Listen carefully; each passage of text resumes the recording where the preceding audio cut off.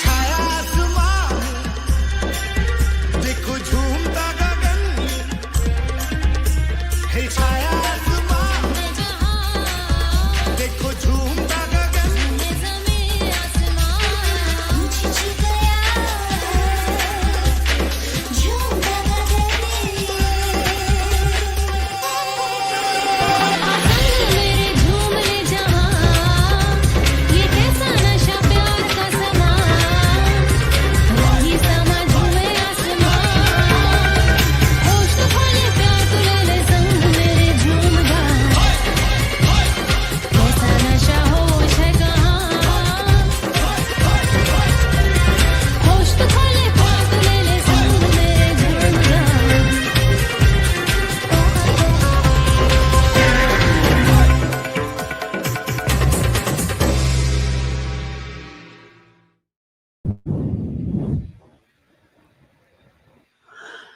Hello, hello, hello.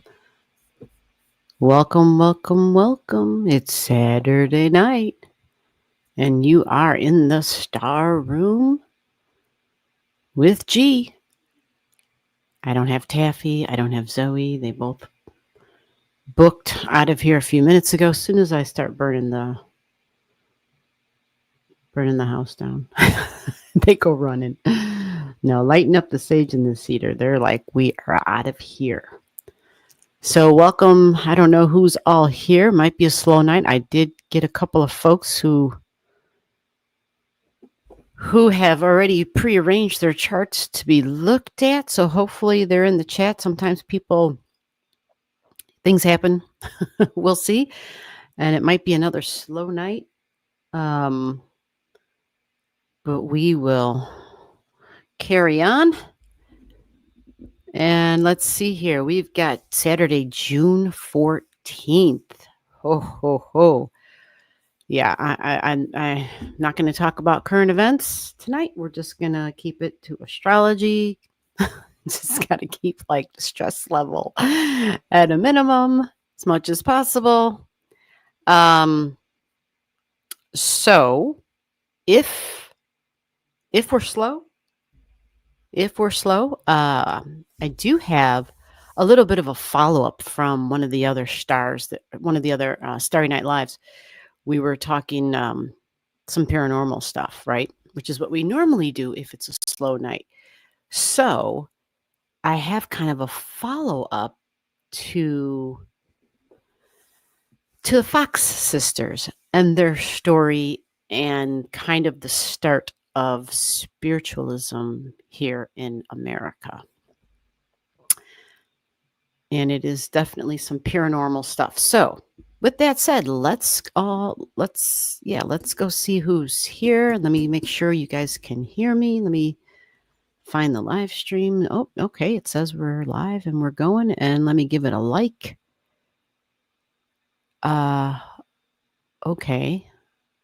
Yeah, there's lots of things popping up here. Let's see what's happening. Oh, we got some people here. Look at this. All right, let's see what's going on here. I know, man. I got to try not to squint. Yes. All right, let's see what we got. Okay, we've got hello, Mystic Road. I see all the hands waving. Hello, Stacy. How are you doing? And Teamwork One is saying hello, and that I'll pass. Teamwork's all about the business. I will pass, she said right off top. Lou S is here. What's going on, Lou? Yeah. Okay, I see some of the same. Yep, I'll scroll. So far, those Miss AK is here. Let's see here. So Magically Intuitive is here. Hey, Magically Intuitive. Yeah, you did, but yeah, what was the name though? That's the problem. Because I had a couple of folks who were like, yeah, I'm going to be there. But I don't think, let me go check my email. How about I do that? Let me double check. I have charts drawn up. But let me double check to make sure because I might have them drawn up with a different name on them other than. Yeah, let me look here. Yeah, there's just so many. Hi, okay. Alrighty. Yeah, that doesn't say magically intuitive. And yeah. Okay, so all right, let me close this out. Okay, let me go back. Maybe you're set it here. Okay, so magically intuitive. It's under the email I sent before. Right, that's where we're running into. There's multiple names I have. That's the problem here.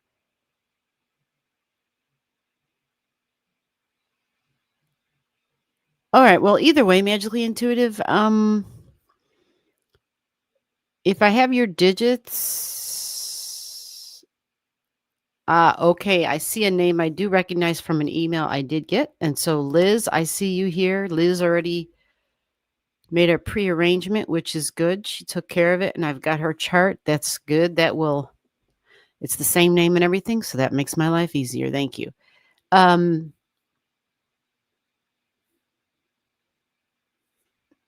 Uh, okay, well, yeah.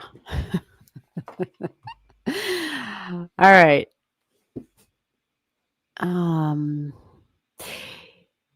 Yeah, well, I see some names here, and I'm seeing names with information, and none of this is ringing a bell, ladies and gentlemen, boys and girls. Like Liz, Liz is the only one who has a name that matches information that I received in emails. So we have to get the aliases. We have to get all that sorted out before I'm live. Like, okay, I've got one now that's come through. All right, I see it. Okay, I understand. Okay, so you're just getting okay. All right, so it's first come, first serve. So there is some order here, and we're going to try to get to all the charts. And I see your digits. If I say your name incorrectly, I apologize. Abatha, I see your email. I got it. Okay. All righty. Okay. So Liz, you said, how do I join? You said you got in the chat. That's all you had to do. We will go in order. Yeah, magically intuitive. I just want to highlight this real quick. It's under the email I sent before. Sorry. And I'm sorry, but I don't remember what that was, what name that was. You see, that's the difficulty of all this. So you're going to have to kind of help me remember or resend me an email. Again, folks, a minimum of 24 hours in advance really does help. Then I'm not searching and having discussions as to which name am I using. You follow? So Mystic Road is Mystic Road here. Mystic Road, who is Mystic Road? I know Mystic Road has been here. Do I have a chart for Mystic Road? Then Stacy's passing, Lou S is passing, Miss AK is after that. Okay, it says Mystic. Thank you, Francesca. Thank you for making my life easier. It's like, all right, so let's get to Francesca while we're here. So we can get moving as I've got people in the chat waiting who already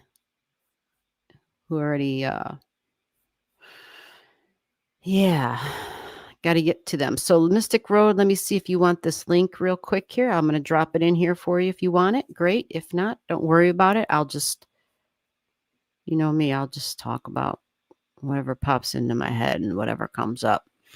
I'm sure it involves a man. Let me use my crystal ball. Yeah, I think it's a man. Right? Yeah, that's my humor. So before I go further though,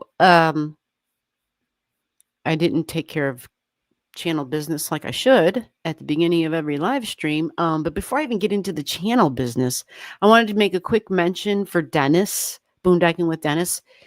Yeah, he's got his own set of challenges. And so he lives in his truck and he's got some major health issues.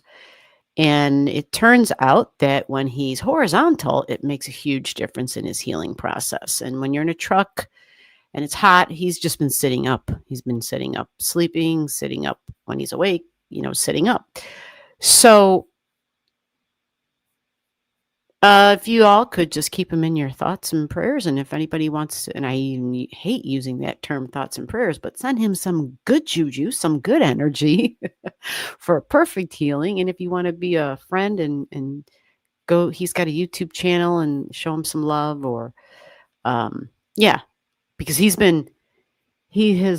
purchased hotel stays in their handicap accessible room so that he could actually lay horizontally.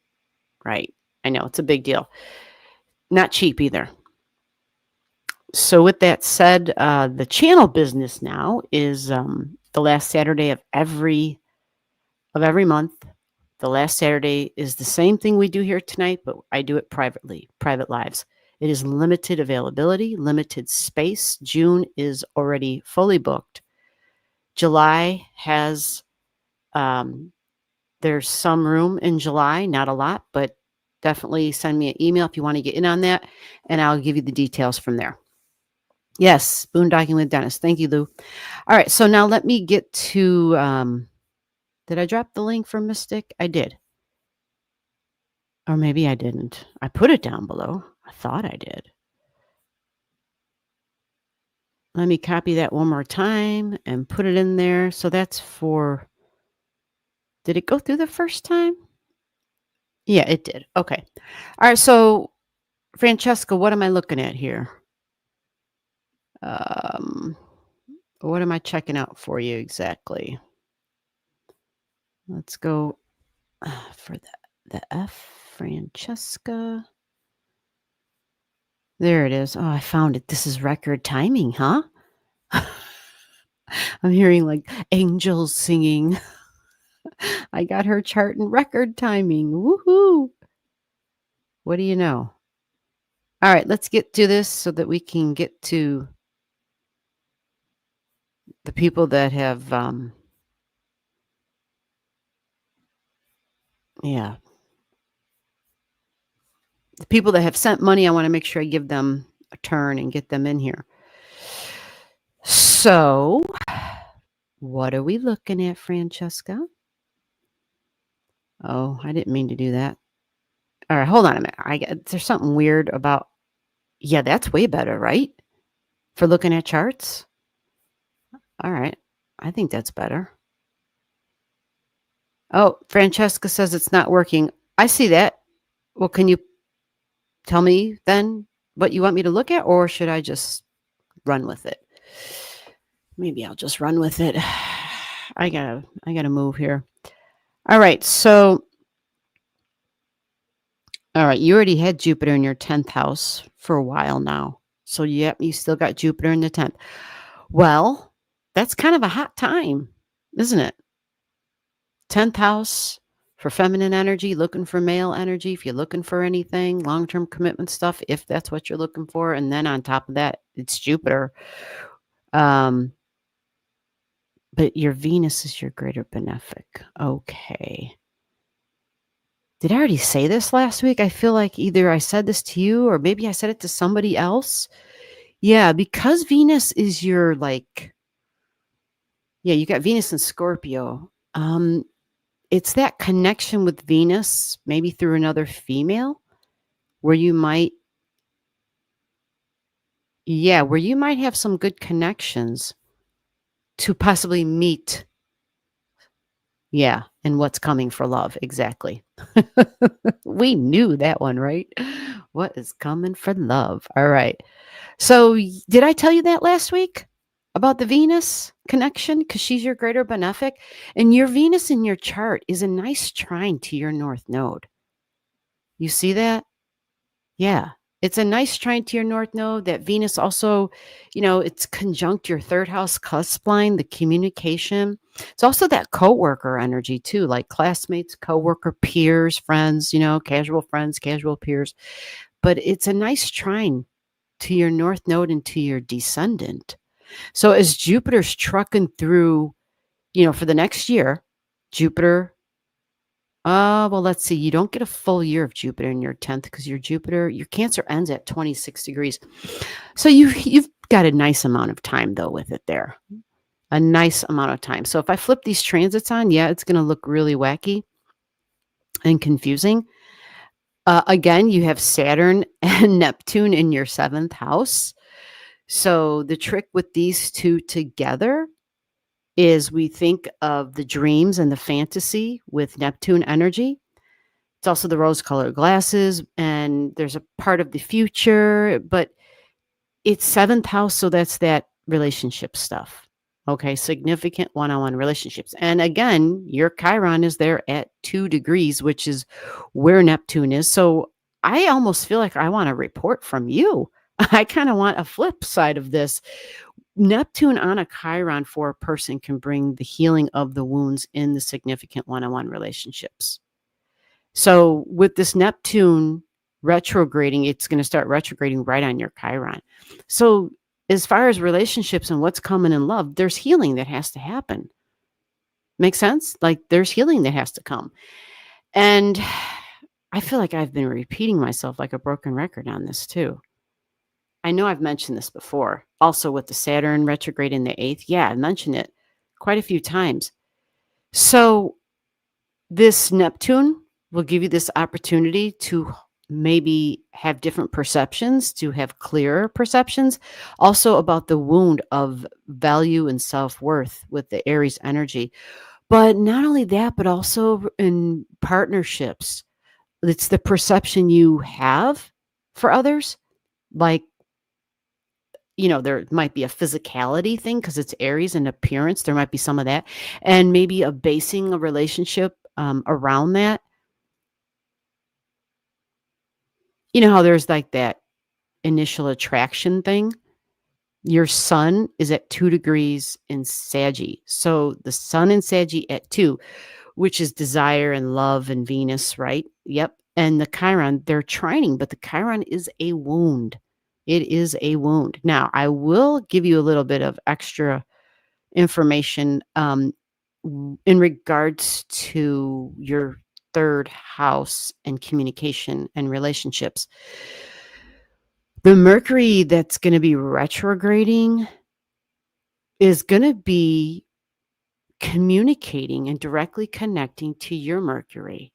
You have a Mercury at 7 degrees in Sagittarius. So again, communication, it's about the future, thoughts about the future.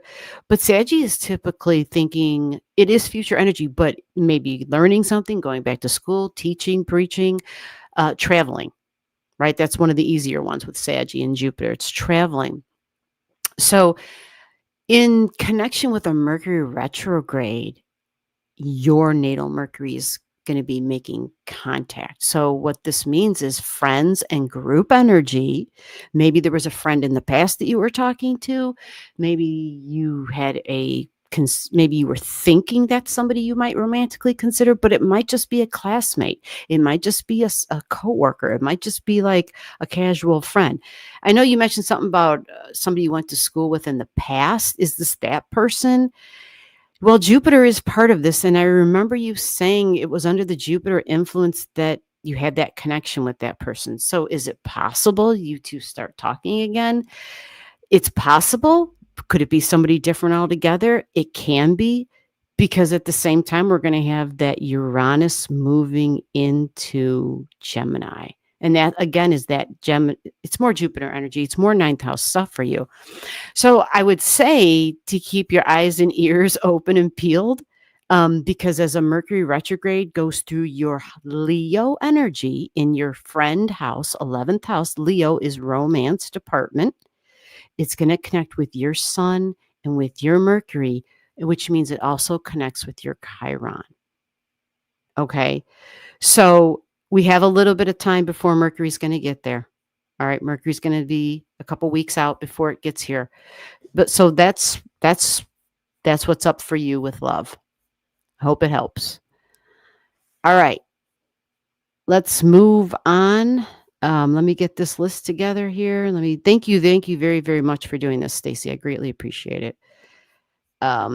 So, oh, there was a previous. This is list number 2. I'm sorry. I don't mean to skip people. Hold on. Let me go back. Oh, wait. She said this is the current list. Okay. So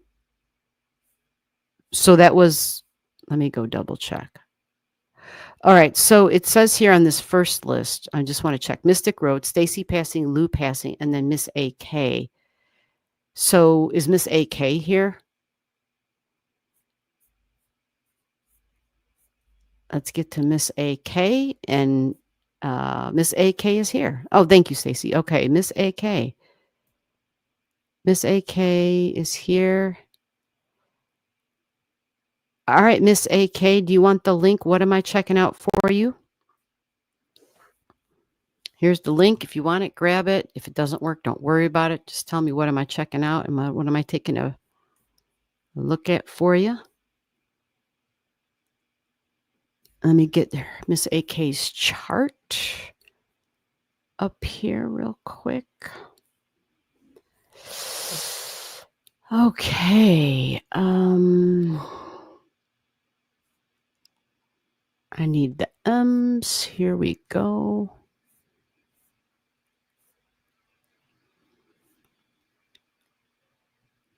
Oh, God, I have so many M's. Holy crap.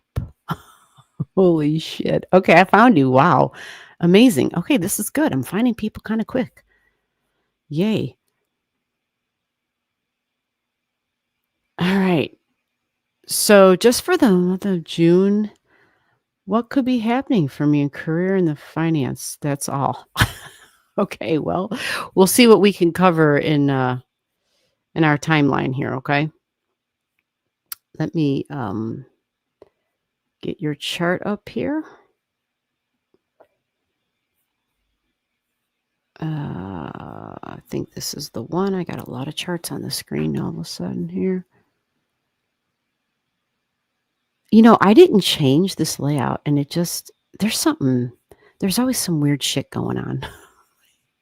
All I did was click on the chart, and now it kind of minimized it. Okay. All righty. We got Miss AK's chart. So you're looking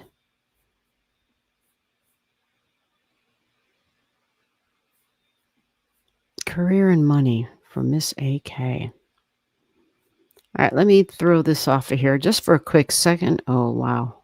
I wonder what that was all about. Wow. Okay. I was just going to say it's not responding at all. Here we go. So you want to know what's going on for you. Career and finances. Finances, basically. Well, you got Venus in your 7th house. Okay. Okie dokie. Okay. Interesting. You have a midpoint down here in your natal chart. You have a Jupiter-Pluto midpoint in Aquarius, and Pluto is retrograding right now, and it is going to retrograde over that point. Now, that 2 degrees point matters because, yeah, kind of forgive me, like, my stuff is not working. Here we go. Thank you. Jeez. So I've got the blue circle around it right there. It's 246.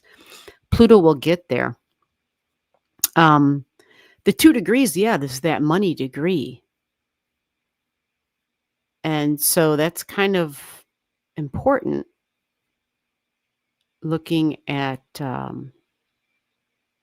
like you said, your finances. The other thing, too, is you've got that 28-degree sun in Cancer. And Mercury is going to, so you had a Mercury return. You just had a Mercury return. You see that? You got a Mercury at 9 degrees in your chart. Interesting. All right, so you got Jupiter. You got a lot going on in this partnership stuff in the Gemini energy. So Jupiter is going to enter your 7th house. Now, when we think of partnerships in the 7th house, this can be the personal stuff, but also the professional stuff. Okay. And so Saturn, I'm going to go, yeah, let me see. Your Pisces energy is down here. Aries in your 3rd. Okay. You got Aries and Neptune down there in the 3rd. All righty. And your greater benefic is Jupiter. I'm really waiting on all the great stuff Jupiter is going to do for everybody.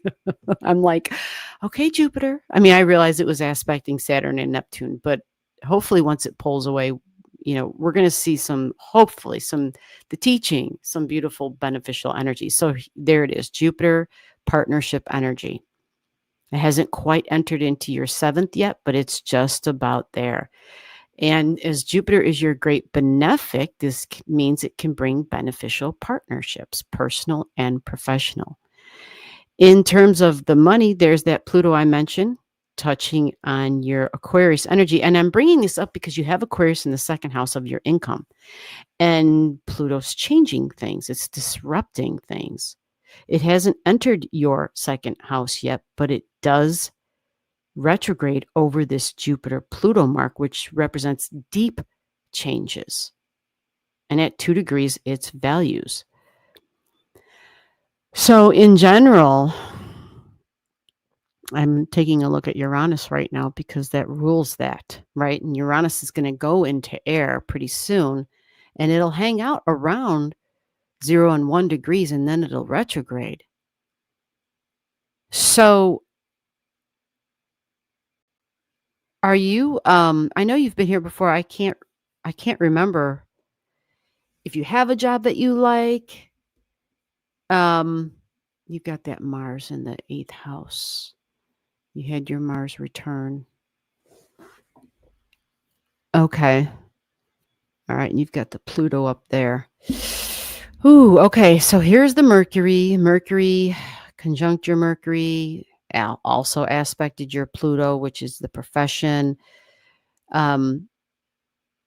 Which means, do you typically go through periods of where you see change, typically with your goals in your career, because you've got Pluto in the 10th house? As Venus trucks through, because it's in an opposition, right? You just had Venus opposing your natal Pluto. So did you experience a financial change of some sort, or maybe information about the future? Your Jupiter is there at 28 in Chiron. Okay. Yeah. In general, because you've got the Virgo energy up here in the 9th, and I know the South Node stuff is taking place here.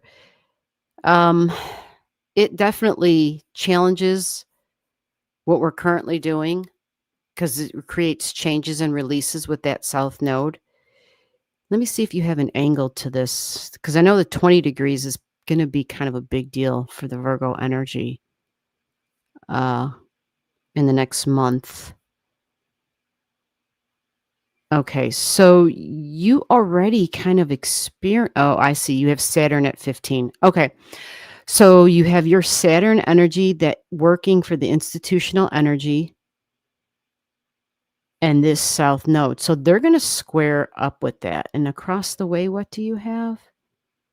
Oh, your moon is right there. All right. All right. So let me do this. Now that I got that kind of squared away, let me go forward for you a little bit and give you at least a timeline. You already hit the shocks and surprise with the North and the South Node. We're squaring this Uranus energy. Yeah. Might have been some disruptions. That's for sure. It could have had to do with your independence and your freedom. And are you traveling for work? Did you travel for work? Working overseas, working remotely. You've got Uranus and Saggy. I think you wanted, yeah, I can't remember, but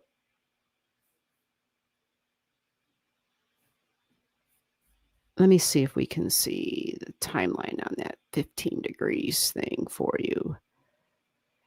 Yeah, it's going to be a little further out, actually. You do have Sirius at 20. Oh, okay. So you know what? Mars might, let's just do it like this. You see, yeah, we're going to have Mars in the South Node and a nice little conjunction there. And in my mind, that conjunction with Mars in the South Node, you see that in that ninth house, the beliefs about your future, the future of your work. Were you traveling for work? I think I already asked you that, but working overseas, this this connection,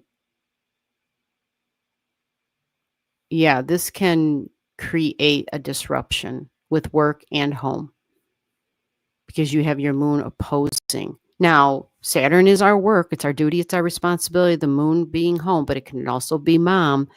But you got Gemini there, that's that busy energy. It's in your sixth house of work and your day-to-day routines.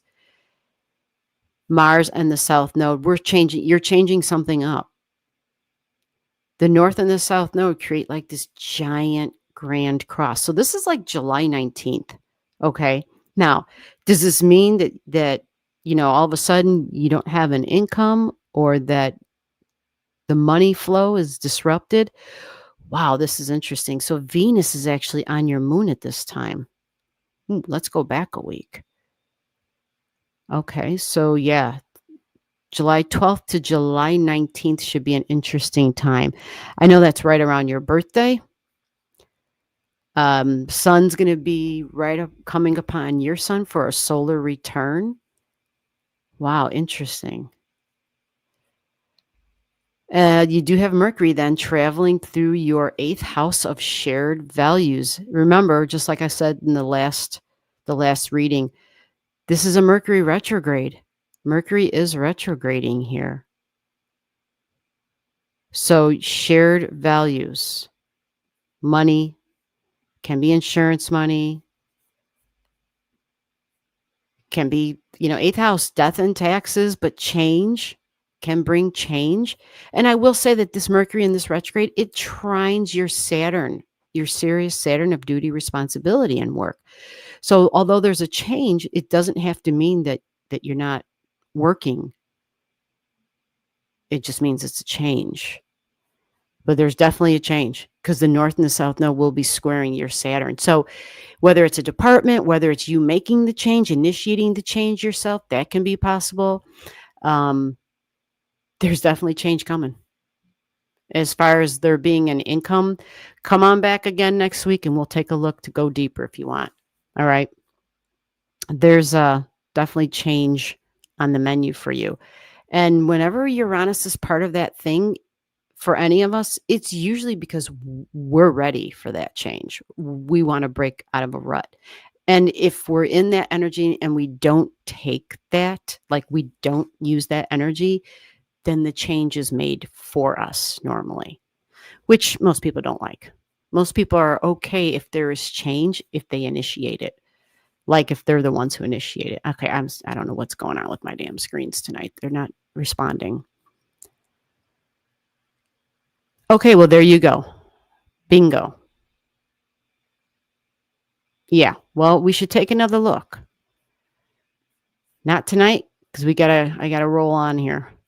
But again, I'm here every Saturday except for the last Saturday every month. You want a deeper, just come on back. We'll take a look. Okay, so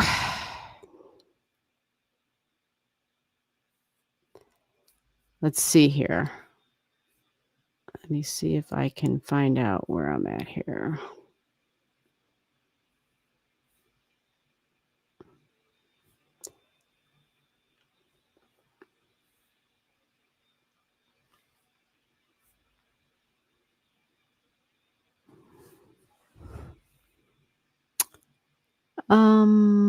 Just for them. Okay. I'm trying to look for oh, there it is. Okay. Thank you very much. All right. So Liz is next then. All right. Liz, are you still here? I hope so. Liz. And then we got, it says magically intuitive and then Abitha. All right. So let me get to Liz. How about that? Let me get to Liz.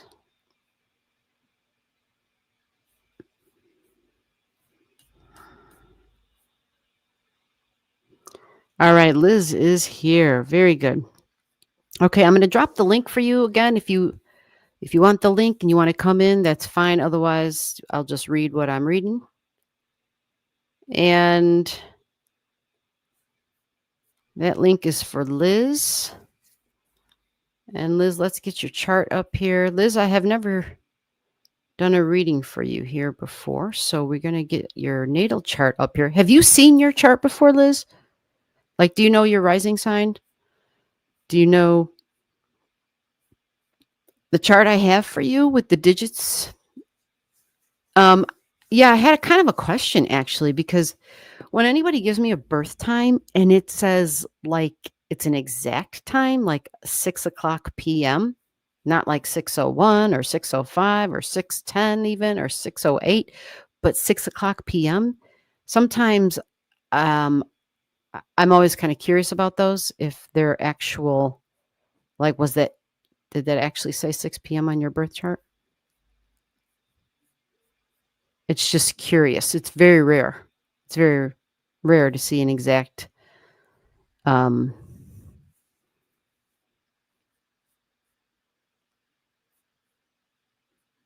yeah, let me get this chart on the screen and we'll show this.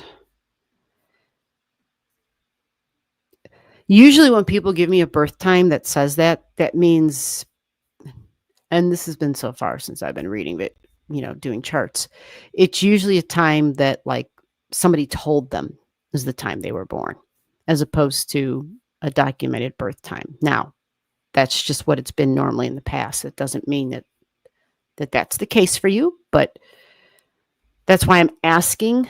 I'm just curious.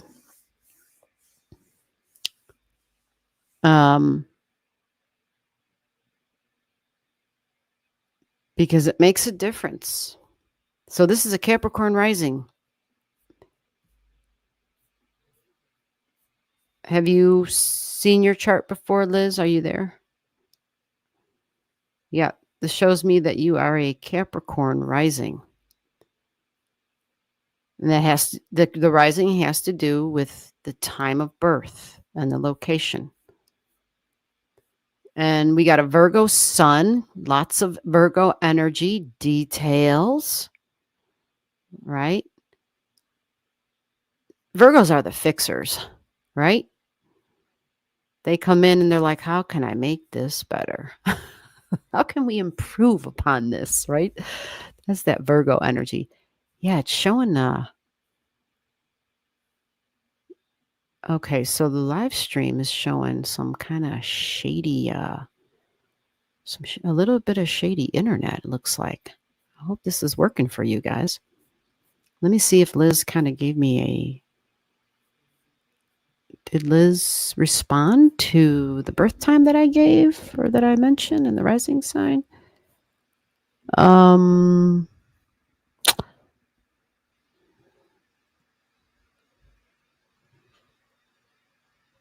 Okay. All right. All right, Liz. I'm just curious if you had a response to the birth time. I don't see that, so I'm going to move on. And you got a moon. There you go. So moon in Libra. All right. So what do we know about Libra energy, right? Everyone's always like, well, Libras can't make up their mind. They're indecisive. It depends. It depends. Some Libras are very clear, but they do want to kind of be a mediator in a sense. In a sense, they want it fair and equal and all that. But you also have a lot of energy in Libra. I mean, you got a lot of, Mercury in Libra and Mars. Your Mercury and Mars are together. Okay, so this kind of a combination, normally when Mercury and Mars are together, it kind of symbolizes whatever I'm thinking about, I just take action. I don't really sit on it. I take action. I move because Mars is my body and taking action. I don't have to mull it around. So for you, this may be really quite beneficial, especially if Libran energy tends to be indecisive. For you, because your moon is on your ninth house cusp line, the moon is my emotions, my family. It's mom energy. It can represent the mother wound. That's what the moon is. It's our emotional needs and our emotional security. You need balance. And you want things to be beautiful. You want equality and fairness, and justice. Like these things are really going to be important to you. And they are a need, actually, a need. Structure and order and the law, probably a big deal for you as well. Libras typically like the scales of justice, can be like some lawyer energy. You've got the moon here, 22 degrees boss energy, and it's on your ninth house cusp line of authority figure, but also, more boss energy, but also a bit of unique and different and surprising energy for your beliefs in partnerships.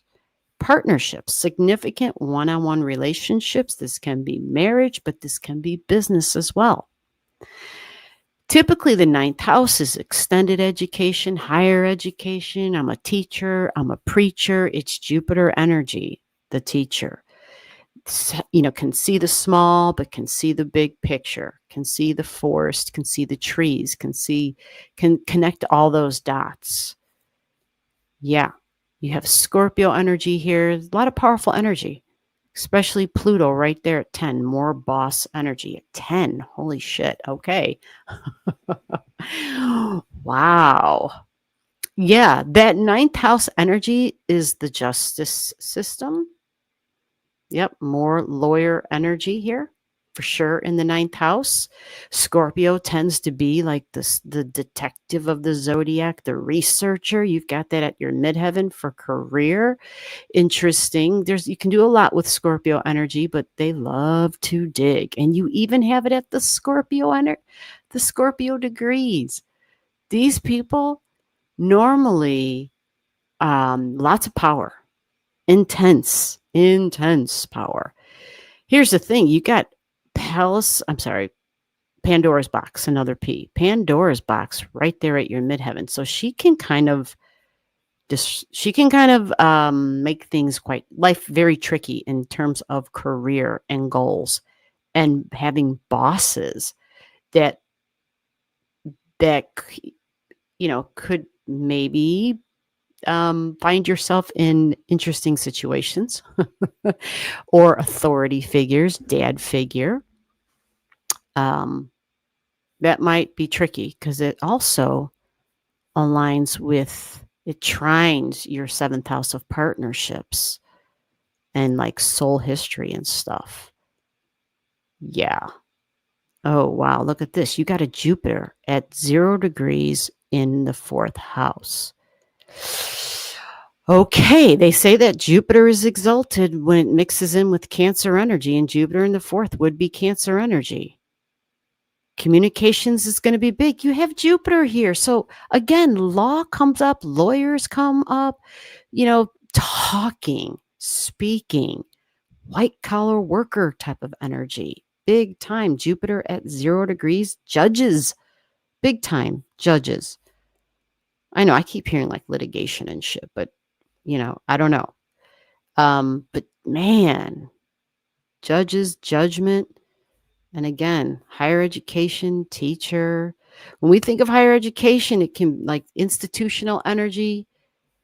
You do have Capricorn in the 12th, which would definitely be some institutional energy, whether it's a government job or working for like an institution, part of society, which, yeah, there can be lots of different ways that can look depending upon where you live. Um, Saturn in the 7th, this is the partnerships, but you have Saturn there, so this can mean an older partnership. Possibly you get along better with somebody who is older, and if they're not older, they're wiser in some way. But long-term relationships, Saturn can create delays in significant relationships for love and money, or or it's just someone that you kind of look up to and that you aspire to be like in some way. There's something that's because you've got the sun and Saturn together. It's big time authority figure energy you have in your 7th house. So again, it can be someone who's older than you that you kind of like or look up to. But typically the 7th would be partnership. Someone I'm serious about partnerships for sure. Yeah. Can be very serious about partnerships. Wow. So it's yeah, wow. You have your powerful midheaven is just like holy crap. Scorpio at the Scorpio degree. And look, this Liz has freaking Uranus. Uranus is exalted in Scorpio and it's conjunct her north node. Holy crap. Again, this is very intense and very powerful energy. Scorpios don't mess around. They are going to, they don't like to talk and mess around with frivolous stuff. It's stuff that's deeply meaningful. It doesn't want to talk about the weather. It's like, don't waste my time. It's intense, it's deep. And this is your north node with Uranus. It screams boss, but independent energy, right? Now, and Scorpios also like insurance money and taxes and inheritances and all that interesting stuff. And seeing that you have this in your 9th house. Wow. Yeah. And you have Uranus. See, Uranus and Scorpio can bring in like thunderbolt type of intuitions. Scorpio is super psychic, right? Psychic energy can get really tricky because it doesn't necessarily mean that it's truthful energy because it's just dealing with the other side. Well, there's a crap load of information on that other side. But Uranus tends to bring in a bolt of truth. You follow? It can like it's like a lightning bolt. It just kind of injects it. For you, this might mean, because it's at 4 degrees, there could be a gut, instinctual, intense, emotional feeling even where it comes through because Cancer energy is 4 degrees. So again, feminine energy, women's intuition, big time. It's fine. It's super fascinating to have this the way you have it. It's like you got the fighter thing because Mars is a fighter for sure. Will not back down. You've got Uranus on boss. I'm a take charge kind of energy. I will shock and surprise and disrupt. It's like this is what you're supposed to do. It's kind of freaky. This is kind of like one of those charts where it's like, okay, you don't want this person on the opposite end of the table of you. You want them on your side. You don't want them over there. You want them on this team, right? This person will know, like, yeah, this is a person you kind of want to just, you just want to keep them on your good side. How about that?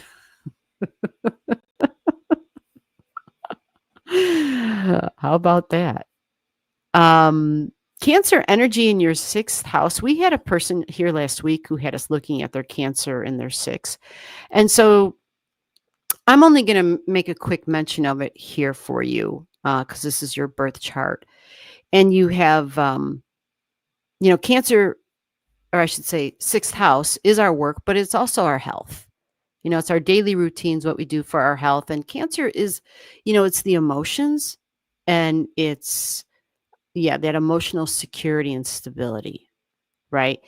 Sensitive energy, which means that your day-to-day routines, that the feeling what someone else is feeling type of stuff, the empathic abilities, might be a direct effect not only on the gut, but if you ever had any concerns, like if there was any history in the family with heart disease of or any stuff like that, you would just want to, I don't know, just stay up on it, and just be aware of that. There might be something there because cancer represents the past. It represents my family, the lineage. And so sometimes with this sixth house stuff regarding health and the fact that you also have Jupiter in the fourth, you have that connection there. And you have Jupiter at 0. So the 0 degrees can be it can bring surprises. It can be extreme energy. Okay, so that's just something to know in advance. Just things to be aware of, that there just might be a little something that if you already don't know about. And also interesting is her sun, the heart, the sun. Other than how I stand out, but it's also in Virgo. It's another connection to the mind and my job and my work. And does it affect my health, and my well-being? Okay. So I just want to make sure that you're aware of that and that you're just keeping it in mind for the future. Now, did you have a question about your chart or anything like special that you wanted me to focus on? Look at her. Look at the second house cusp line, guys. 12 degrees of Pisces. Again, institutional energy comes up. Second house is how I make my money. Yeah, Jupiter, ancient ruler, though, right? So this, again, whether it's lawyers, judges, I don't know, could just government, political figures, it could be any of that. Can be hospital energy as well, can be Hollywood, because this is all Pisces, fantasy, make-believe, musician. It can be that too when we talk about Pisces. But you also have part of fortune right here at 11 degrees. Wow. 11. This is going to be independent energy. Independent energy. It's group energy, but it's also independent energy. So that means I can work within a group. I can work for a group, but there's something about that group energy and me in it and my money and my income and my values where I stand out, where I stand alone even. 11 degrees. Yeah. Authority figure, possibly again, more boss energy. You've got a lot of signature points for boss energy. Look at even the freaking Neptune is at 11 degrees. You see that? Even Neptune at 11. It's all Aquarius energy. So let's go take it. Okay. Oh, yeah. Aquarius. Okay. All right. And that self-worth connected to money and values. Yeah. Desires and love, beauty, food, even, and the planet. Yeah. I don't think you can get away with not being independent. That's for damn sure. When can you retire? Well, with a chart like this, I'm thinking you're pretty damn serious and you're hardworking. And the thing about retiring is Scorpios don't retire. They may retire from what they normally did, but they're going to be picking up. I know you're not a Scorpio sun, but it's at your midheaven. They are restless. They always have to have an ongoing battle somewhere. If they don't, they'll make one up. They were built for war. They were built to fight. They were built to carry on. so in terms of finances and wanting to like legitimately retire, well, you're gonna have Saturn trining Saturn. Yeah, you're gonna have Saturn trining Saturn. Saturn's going to be, well, right now, Saturn's in your second house with Neptune. They're sitting here right now. Saturn is work. So it's not about necessarily retirement, but you're going to have it trining your natal Saturn within partnerships up here. So Saturn trine Saturn does change. It's all about our future. It's all about our material financial security. And it's got to be tangible, right? It's not about dreams. It's about the money in the bank. It's about assets. It's about something I can knock on and hold in my hand, or, I can sit there and point at it and count it up. And so that's a strong connection for you. But it's not just you by yourself. It's a connection within partnership. So there might be a nice long-term trigger with that, because for you, you have a sweet setup between your Neptune and your Saturn, that institutional energy and your Saturn. They are always in a nice trine together. You see, this is a very nice, strong trine. And it's trines to your 10th house of profession. So for me, looking at this, it just comes down to how much sacrifice you do, right? It's not about how hard you are working, but how much sacrifice you're willing to make. You were born in 1976. So yeah, you're not looking at retirement. I mean, yeah, it's going to come down to what you want to do. Scorpio at the midheaven. Yeah, there are certain things in the chart where you don't, the free will aspect and the soul power is very strong here. Very strong. So no one's going to tell you what you're going to do, is what I'm trying to say. Yeah. You come back and you let us know. because like I said, this energy needs to always be in a battle. Always needs to be doing something. But maybe you'll just make a change. Maybe you'll get an off ramp onto that next battle, and whatever it's going to be for you.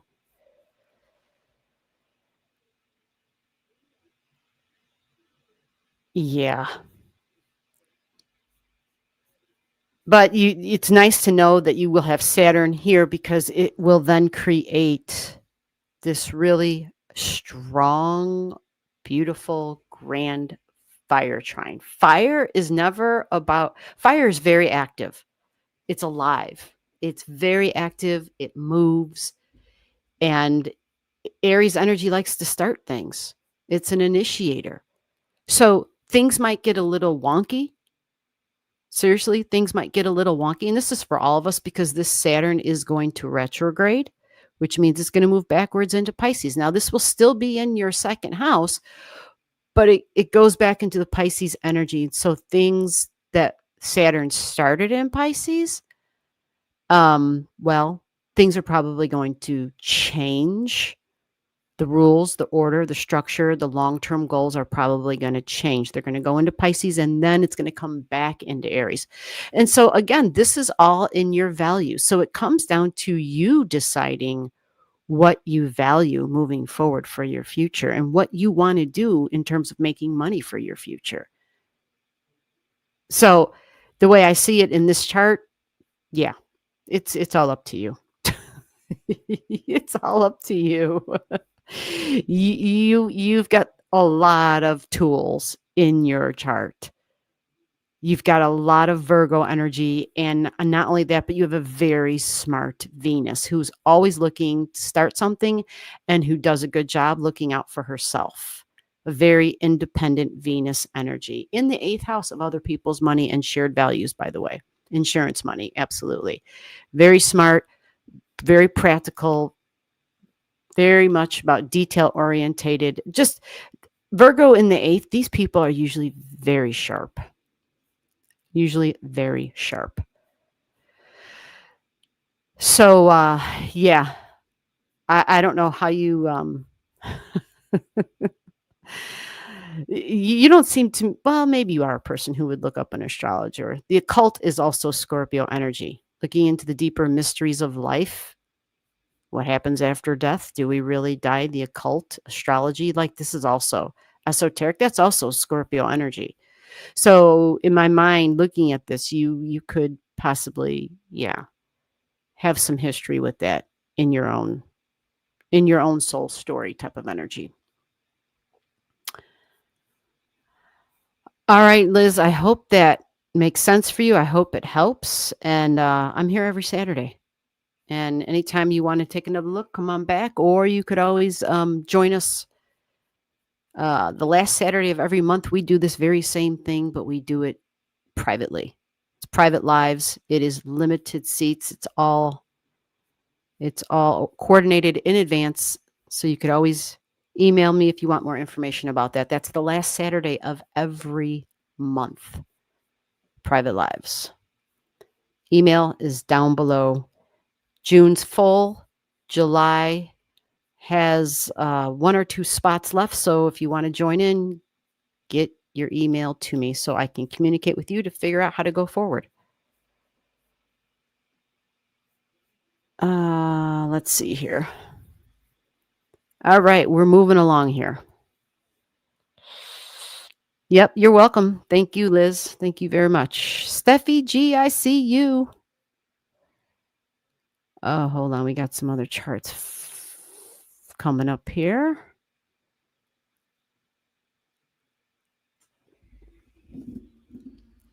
All righty.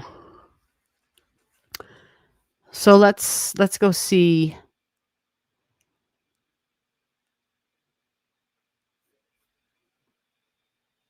Oh, Liz, I'm sorry. You'll have to come back. Yeah, when I start reading the chart, I just stare at the chart, and I'm seeing your some of your comments or questions right now that I didn't see. Yes, you will always have a mission. Absolutely. Mission, good word.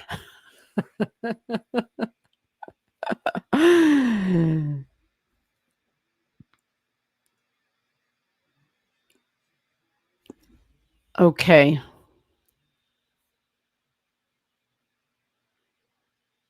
Well, one thing I'll just add real quick before I grab the next chart is this, with this question and with in mind what I saw in your chart, the Scorpio energy and the Mars energy, because you had Mercury and Mars conjunct, right? Yeah, that's really combative energy. It needs as you worded it. It needs a mission. It needs a mission. And I normally would say things like other than a battle, um, there's something about its kind of antsiness, where I mean, first of all, it was born for war. It really was.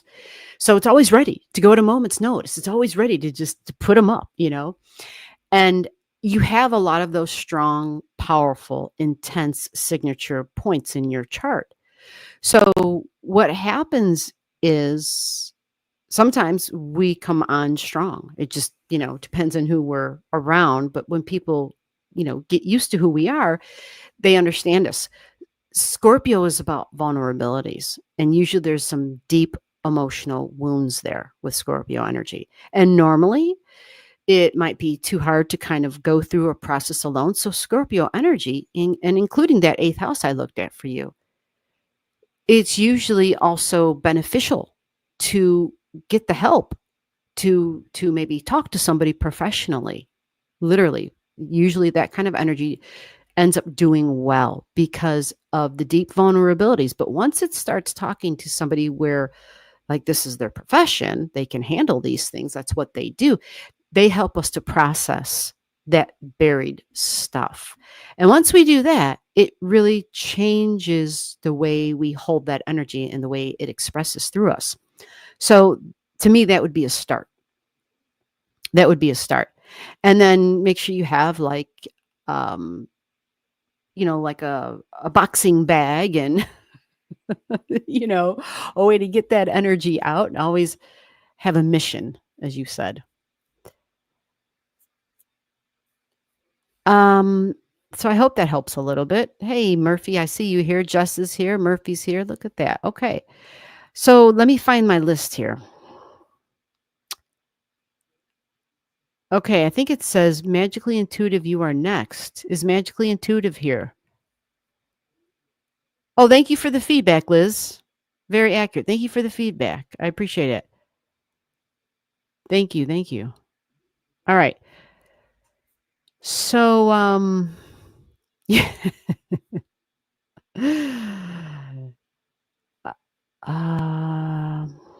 I'm scrolling. Oh, so sorry about the allergies. I know my mother's eyes. I don't think it's allergies, but oh, she's just, I know the Jupiter isn't helping her. I think she has Jupiter trining her moon, her Pisces moon. And I know whenever her Pisces moon gets activated, her eyes are always an issue for her. So magically intuitive is here. So magically intuitive, I'm glad to see that you're here. Do we have, I hate to ask this, do I have digits for you? Do I have your chart?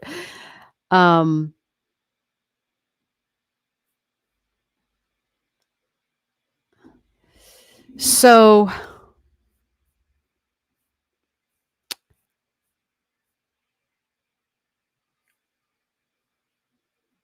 if I don't, we're passing and we're going to the next one because I have to have the stuff. It just isn't okay. I see. You're going to put it. Okay. Maybe you sent an email. All right. Let me create that. I think the reason we get a lot of people who come in at the last minute, and I know some people might be laughing and being like, a lot of people, this isn't a lot of people. Well, it is for astrology readings, especially last minute astrology readings. I think people don't want to make plans to be here. So it's like if they have nothing, if they just happen to have nothing better to do. Do you know what I'm saying? On a Saturday night, they're like, oh, well, shit, she's doing readings. I'll just do that. Because to me, it's like, if you want your chart read, why wouldn't you send? And magically, I'm not pointing a finger at you. I know it seems like I am, but I'm really not. Trust me, you are not the only one that gets their stuff in late or at the last minute. A lot of people do. But sometimes I wonder when people do that. I'm like, well, if you want this, why wouldn't you just do it ahead of time? All right, May 25th, 1995. Did we get a birth time on that? 5:30 a.m. There we go, 5:30 a.m.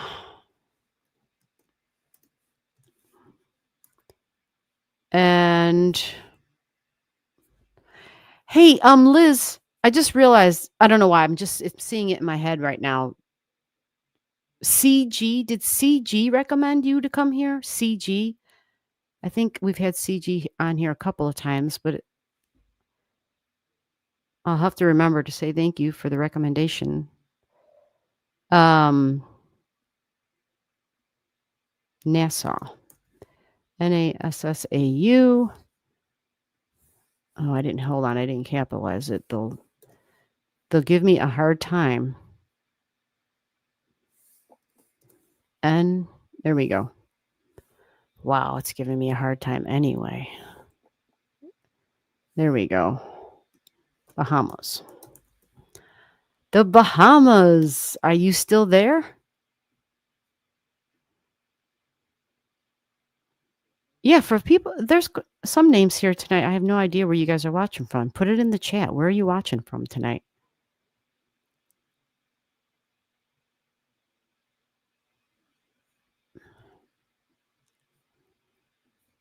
Oh,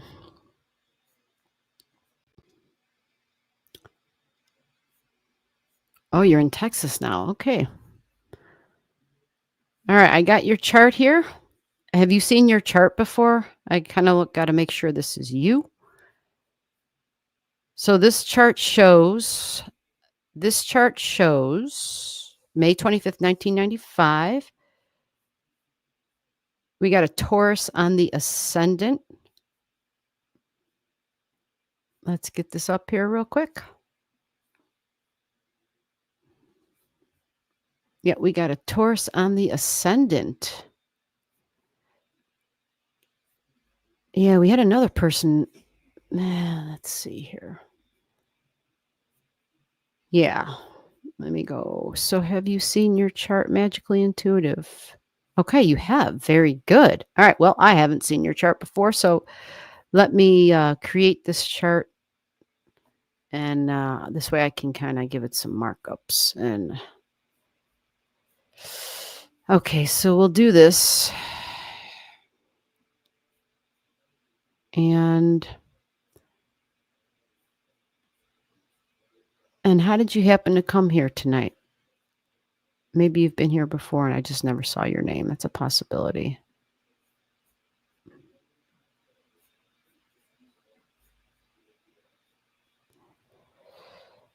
All right, let's make some switches here. All right, here I'm going to drop the link if you want it. It's a no link night tonight, huh? Oh, you have been here before. Okay.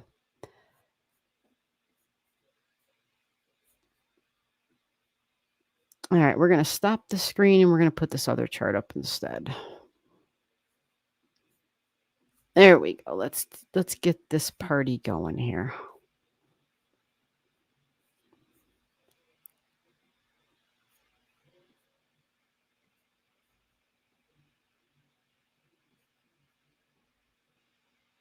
Yeah, that Neptune energy, the Pisces energy definitely messes with the eyes, man.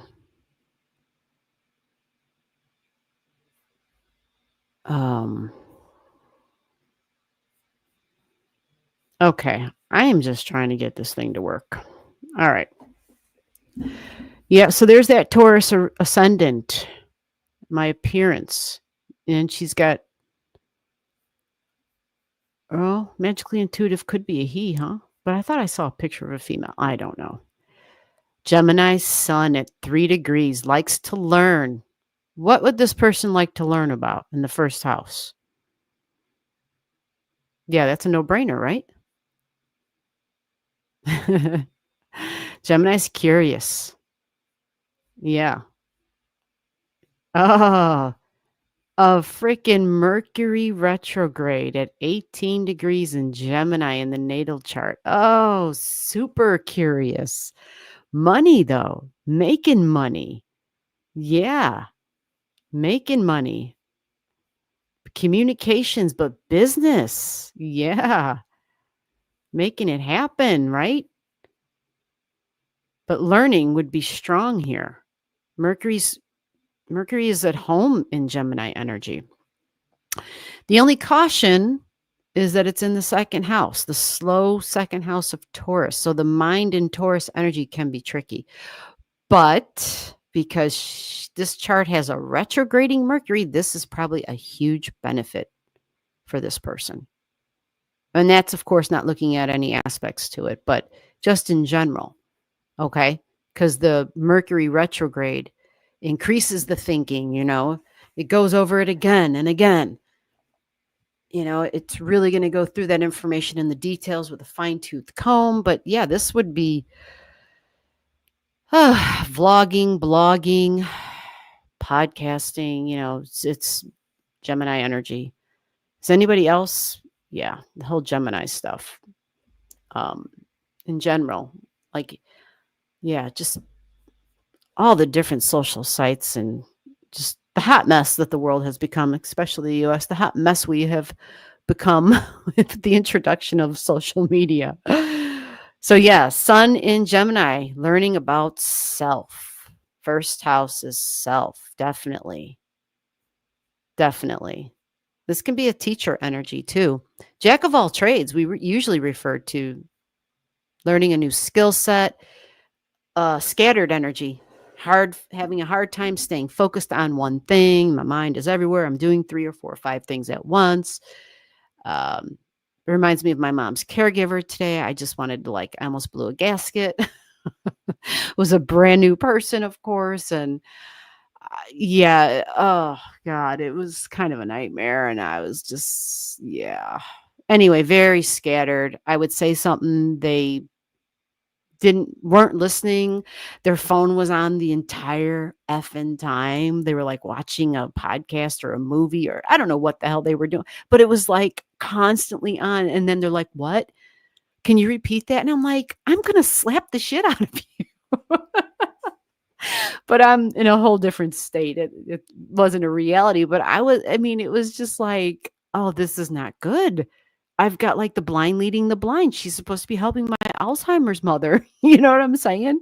Anyway, this is kind of sidetracking. I'm not saying you have, those sorts of issues, but Gemini energy likes to be busy. It doesn't like silence.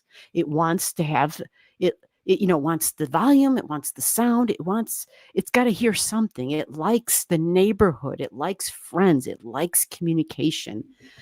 It does. It likes learning, yeah, but it loves sharing information and that rapport, that engagement. It likes that.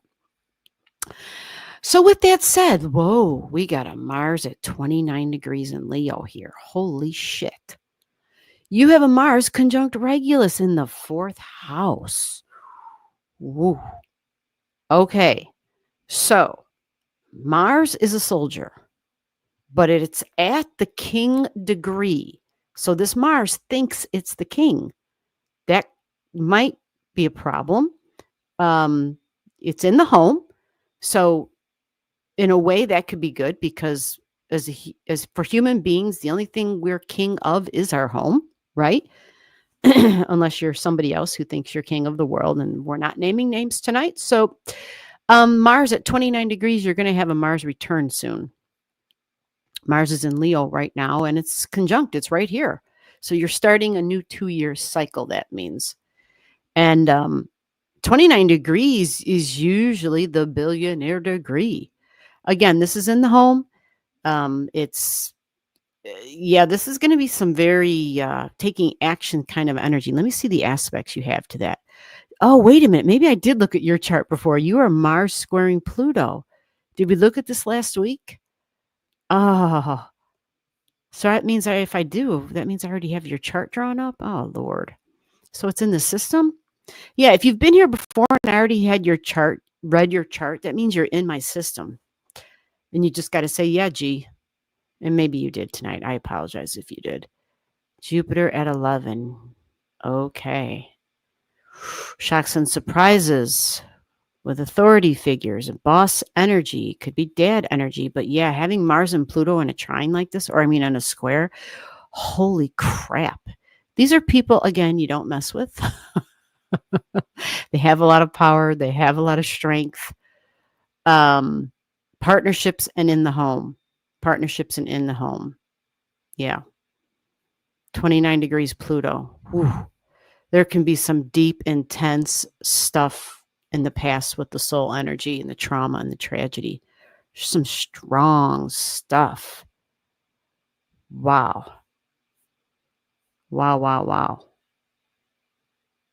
Come back, kid.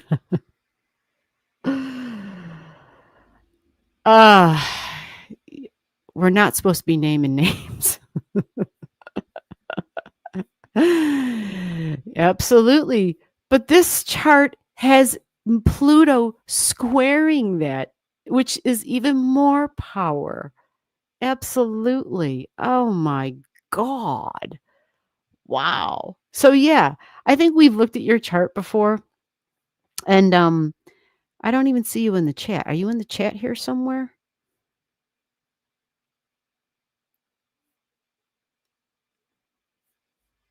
Oh. Well, it's going to have to be quickly. Let me put it like that. I see what your question was. I just saw it now. I'm sorry. I'm a little slow in the head. I don't look at the chat when I'm reading the chart. That's how it works. I have 2 eyeballs and they both focus on the same thing at the same time. So, okay, I'm totally familiar with your chart now. This was the chart where I was like, holy crap. All right, so kind of a little bit of an overview. Yeah, that Jupiter energy. Wow, look at this.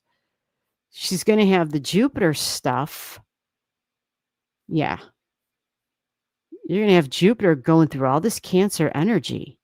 So you have your part of fortune right there at 2 degrees, second house. Yep. It's all in your second house. Now, Jupiter isn't your greater benefic, though. Venus is your greater benefic. So either way, it's Jupiter, it's in Cancer, it's exalted. It should be bringing you something in the house of money and income, possibly a travel opportunity. Who knows? But the part of fortune is there. And let me close this off first so that I can. I really don't want to squint my eyes or stress my eyes.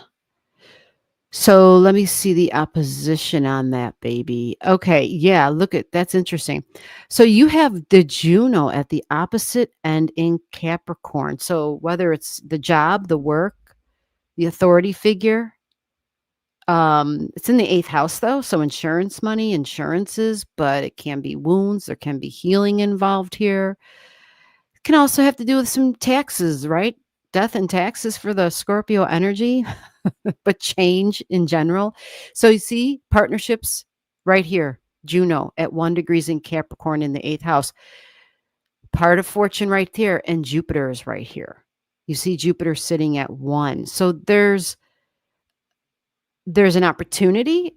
Not sure if that's what you're looking for. If you're looking for an opportunity with love or in relationships, but we're talking the 2nd and the 8th house. 8th house is emotional bonds and energetic bonds, somebody that we're connected to. And it goes beyond, it goes beyond the hello. It's more of there's history there, which makes sense because in your natal chart, you have Scorpio energy and you have Pluto there, which means people who are partnerships, whether it's through love or professional stuff, you already have history with these people. And as Jupiter goes through the Cancer energy in the 2nd house, it activates your energy. You have 5 degrees here in the North Node energy even. And Jupiter's going to get there. So to me, that's what's going on for you. Are you looking like this could bring work opportunities, professional opportunities? It can bring, opportunities that go beyond professional. It can create, these are intimate relationships, whether it's physically intimate or emotionally intimate or both. But again, it can have to do with making some money, but it can also be the love connection. And that love connection, being connecting through, this says maybe a friend, because you've got Celestia on the 11th house cusp line. Okay. Well, let's give you a little quick timeline on this. Oh, I already passed it up. Hold on. I went too fast. Well, so it's the month of June. It's the month of June. By June 21st, that's not far. You're talking a week away. This Jupiter's already making contact. Then the sun comes along and joins the Jupiter. And they're going to connect with your North Node and the Celestia and your 11th house cusp line of group energy and friends.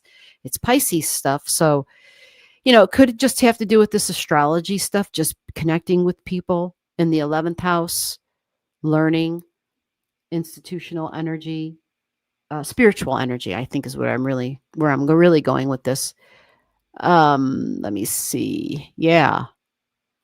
Strong connections. And as Jupiter goes to July, it ends up, the sun is still in Cancer at the end of the month, and Jupiter's at 4, making a strong connection here. So it's in the house of health and deeper connections because it's Scorpio and deeply bonded energy. So I'm not sure if that's what you were looking for in terms of that, in terms of relationships or whatnot, or if it was professional, but do you have something at 3 degrees? I mean, other than your sun at 3 degrees? Okay. So yeah, you have, is that 343? Okay. So Pluto made this deep connection for you. I'm curious if you said you've been here before. I got to get rid of this other chart. 343. Yeah, that's where Pluto began its retrograde. It connected with your sun. Oh, interesting. Okay, so I wonder, is that what triggered like for you to come here and talk astrology and start looking at your chart and talking more about it? Because with a chart like this, yeah, looking at astrology with Uranus at 0 degrees, right? Maybe it was the Pluto touching in on that. That is where that occurred. And we might even have talked about this already for you, because now I remember like Uranus coming into Gemini for you at 0 and 1, and you're going to have Uranus trine Uranus. So, well, you got some interesting energy coming for sure. Uranus is about doing something different, something you haven't done before. So by the end of June, you're already in that mode. You're already feeling it. You're already in it. And because it's Uranus in your first house, it has to do with your physical body. So whether you're changing something about yourself, your appearance even, but the Uranus connection goes to your Uranus in the 9th house, which is travel normally, or maybe going back to school, right? Going back to school because it's about your future and your beliefs about your future, but doing something, even astrology, because it's Uranus connecting to Uranus. Yeah. So I hope that helps. You're always welcome to come back to take another look. And again, you can always come and join us on a private lives if that's what you're interested in. Where sometimes, yeah, it's a smaller group of people. We'll put it like that. All right. We're going to try to move along. We're at 10:56.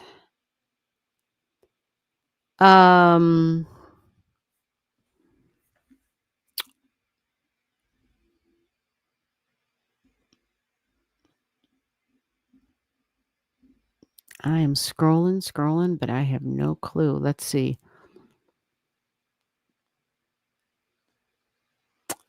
All right. So after Magically Intuitive, let me go find the. Oh, Stacy says, Abatha, you're next. Yeah, she sent me, she or he, I'm sorry. Yeah. Oh, she's got it in all caps. Very good. Yeah, I do have those digits. I have to get that chart drawn up. Let me get it in here real quick. All right.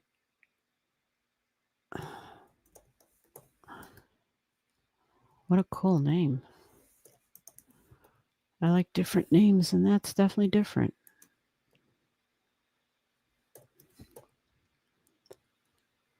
Not Tabitha, but Abatha. But maybe I didn't pronounce it right. I probably didn't pronounce it right. All right, we have a December birthday. December 13th. Ooh, 1999. Remember, you guys? Does anybody remember 1999 and the big Y2K shit? God, the world compared to now, holy crap. Compared to now, oh my God. We were, I mean, did we even have a pulse compared to now? Again, another birth time that has an exact time. This says 9 a.m. Now, again, the folks with these exact times, I'm curious. Yeah, is this really, was this a time somebody told you were born? Or was this actually,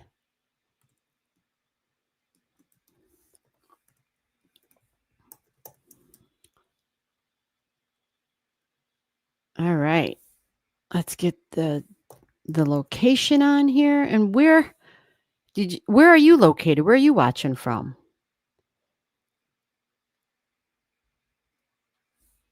Yeah, I had to figure out how to spell Haiti. Okay, only one T. I just had to double check. 2 I's, 1 T. And have you seen your chart before? Because this chart, if this is you, this is why having the right birth time is super important. Otherwise, what I say won't make any damn sense. It won't sound like you. This is a 0-degree ascendant in Aquarius.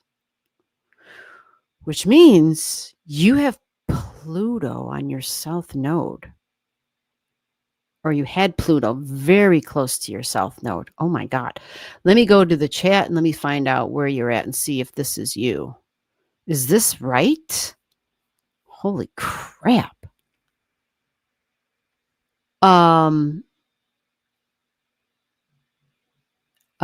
Okay, so you're watching from Rhode Island and you haven't, not really, that's what your birth certificate.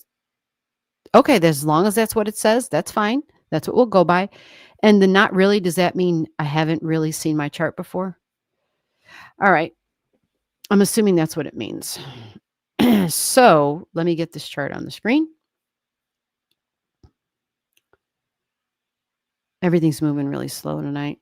I mean, the software is. I'm clicking on it and it's just like, it wants me to, like, I got to press it 3 or 4 times. Like today would be a good day. Today would be a good day.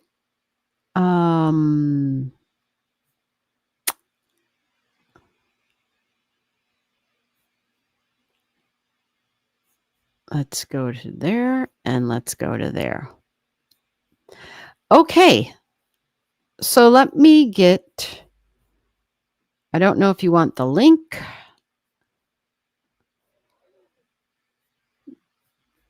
It's pretty funny. This has been a no link night, huh? The reason I offer the link, folks, is because I don't read your chat. Once I'm looking at a chart, I stay focused on the chart. Whereas if you have the link, I can hear you. You see? And I understand it's not for everybody, so I'm just explaining that if you haven't been here before and you wonder why I dropped the link and why would anybody pick up the link, because you don't have to show your face. You don't have to. It just allows you to have a rapport with me as I'm looking at your chart. So your chart is right here.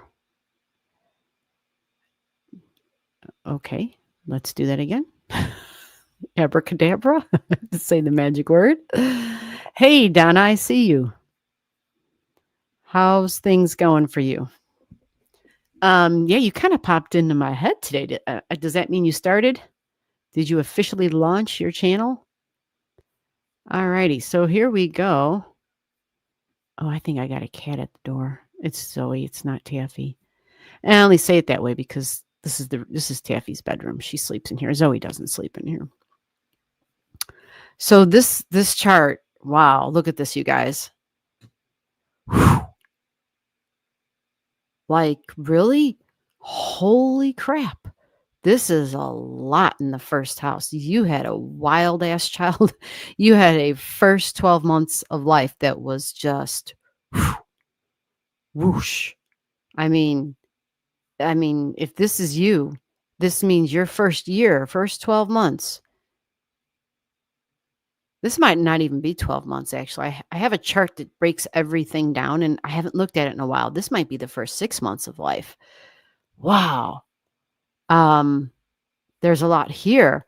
This suggests hospital. Obviously, we're all, well, no, not all of us are born in a hospital, but this suggests that you were in there longer than for just being born. And then the South Node was right next to it too. So this conjunction, because this is your physical body, this suggests, like, yeah, there might have been some close moments. And then the use of technology, you know, and see Mars and Uranus together here. Wow, is this really you? Wow, even a moon in Aquarius? Oh, you said yes, I was. Okay, because this is like, this is wild. All right. Well, then I guess this is spot on. Technology and your body together. You might even still have something today. Actually, you might have had to have certain my lingo for tech and especially medical tech is horrible, but assistance in some way, something that was invented because it's Aquarius and with your physical body. This could even be heart stuff too, Aquarius energy. After last week's chart, I felt really bad. For those of you guys who were here, we were looking at a woman was here and we were looking at her son's chart and he was going through a really rough time with heart conditions. And so I just I kept hoping that like what I was seeing, I don't know. I just was looking for some other explanation of things. And it didn't really take me there. My reading up and studying some other stuff kind of just kind of re-emphasized her concerns, and I was like, "Oh god." I was digging for, like, good like, for hopeful information, and it didn't give me the hopeful information. Anyway, Aquarius energy, this is where I'm going with this, can be heart stuff too. It's at the opposite of Leo energy, the heart, right? So, there can be a little bit of that in there. The moon represents mom, so, like, this would represent your home as a child or as somebody first 6 months of life. The home was with the technology even, um, and within a group, surrounded by people. So, drugs and medicine might have been a part of that for sure. And then even Pisces on the second house cusp line. Again, that's more hospital institutional energy. Mhm. And this is very much about being very independent because you have Uranus at the 13 degrees of Aries of freedom and independence. And Uranus is about freedom and independence. And this is like, whoa, some strong stuff you got there. All right. You have a Jupiter at 25 in Aries, more strong, very strong freedom and independence again comes up again. My physical body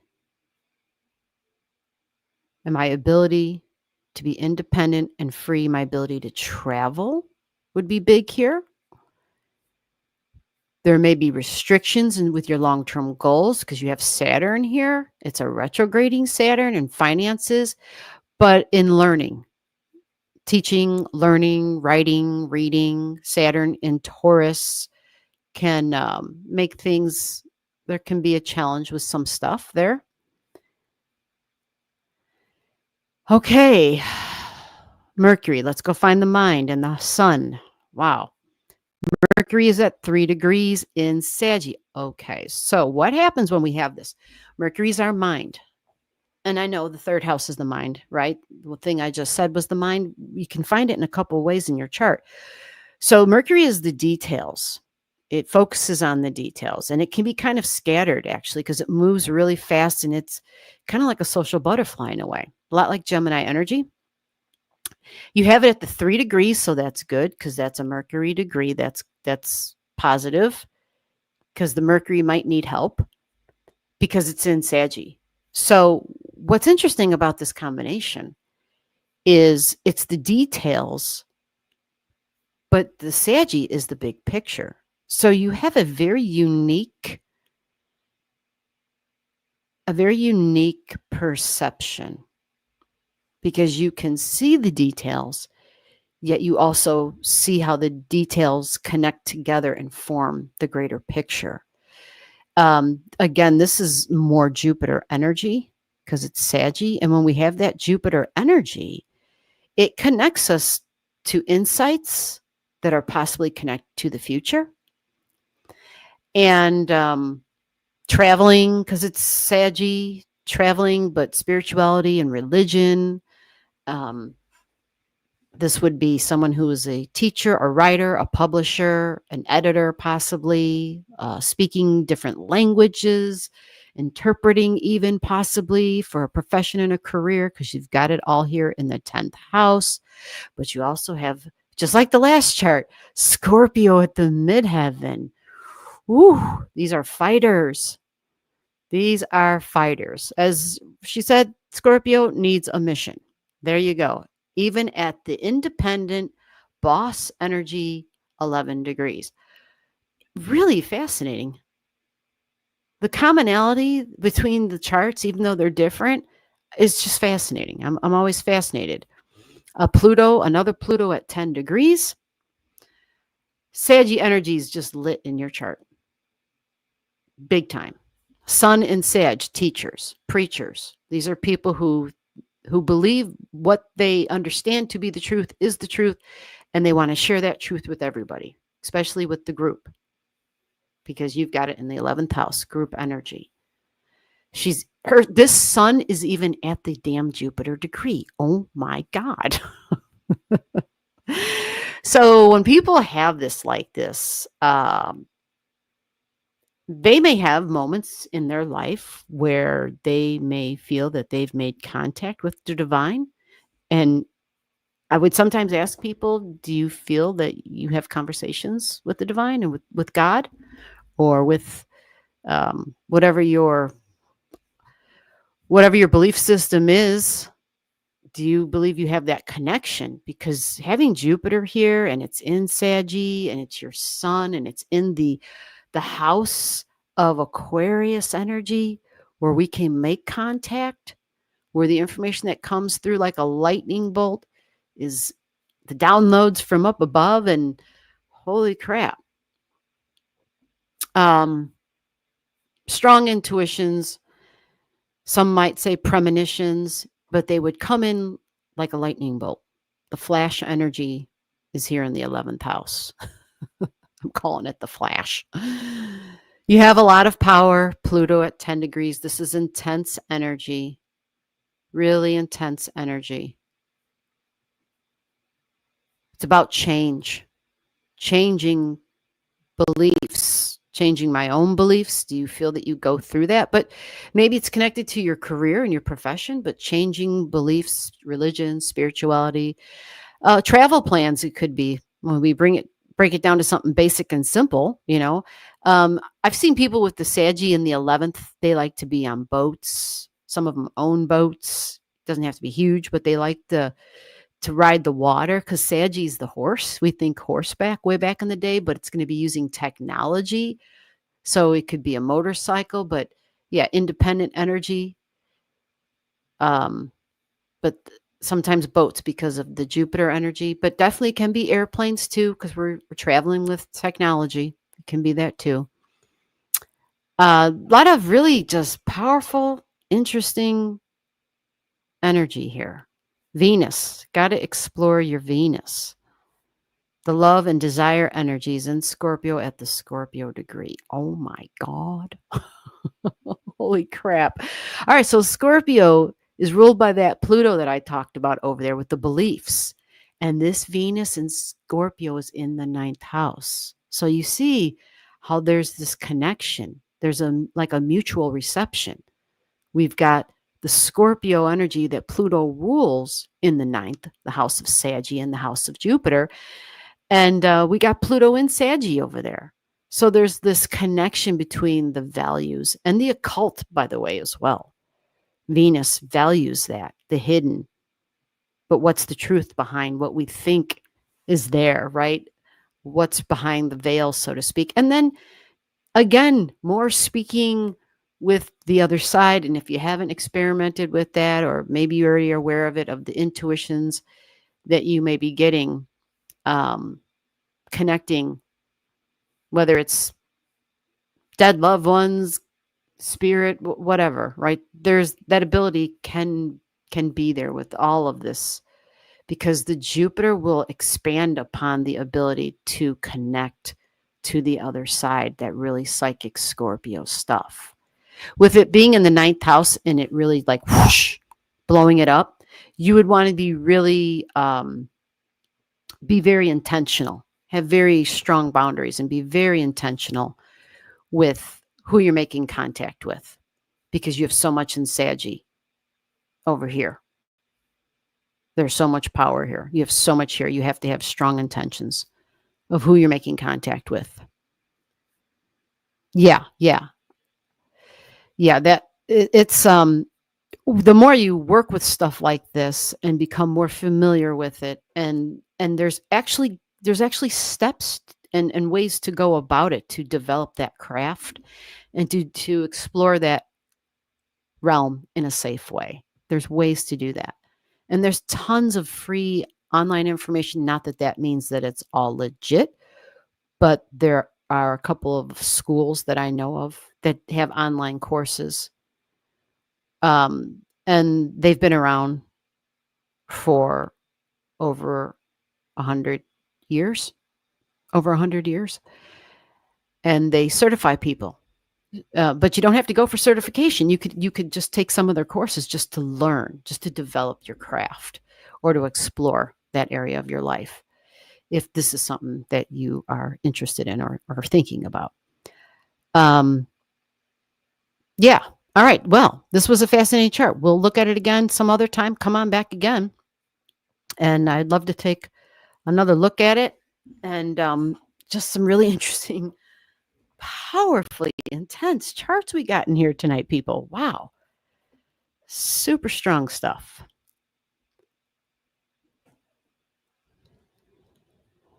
Super strong. Yes, you are welcome. We're here every Saturday. I know I'm starting to sound like a broken record. Every Saturday except the last Saturday of every month. On that Saturday, I am still doing this, but I am doing it privately. The private lives is the last Saturday of every month. If you're curious, if you're interested, just send me an email. My email's below of this live stream, and I'll explain to you what it is, how we go about it. I'll give you the details. June is filled. July is almost there. So if you want in on it, send me an email and I'll communicate back to you. It's private lives. It's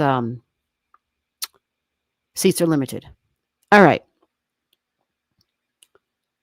Allastrology. Hey, Gibson, how are you? You said Allastrology. Lou, Christy. Hey, Lady. Christy's here? I didn't see Christy. What's going on, Gibson? I think, yeah, I just wish I knew how to say it. Oh, God. Yeah, right. That's a great point, Steffi. Haitians have an amazing spiritual history. Yeah. I mean, I'm just still like blown away with that first house. That's really like my brain's like, whoa. That was a little one who went through some stuff. Wow. Oh, I see your question. Okay, come back. I'll have to take a deeper look. That's some Jupiter stuff. Yeah, come back. We'll be here next week. Okay, so Jess, if Astrology Ambience isn't here, you're next. I didn't even know Astrology Ambience was here. Is Jess here? Thank you, Stacy. Thank you. Is Jess here? Jess is next. Is Jess here? Hello. Going once, going twice. Christy is here. What's going on, amiga? Teamwork, how are you doing? Sagittarius people are very funny. You know what, teamwork? I'm going to be honest with you. When I'm around Saggies, I laugh my ass off. I really do. I really do. I really do.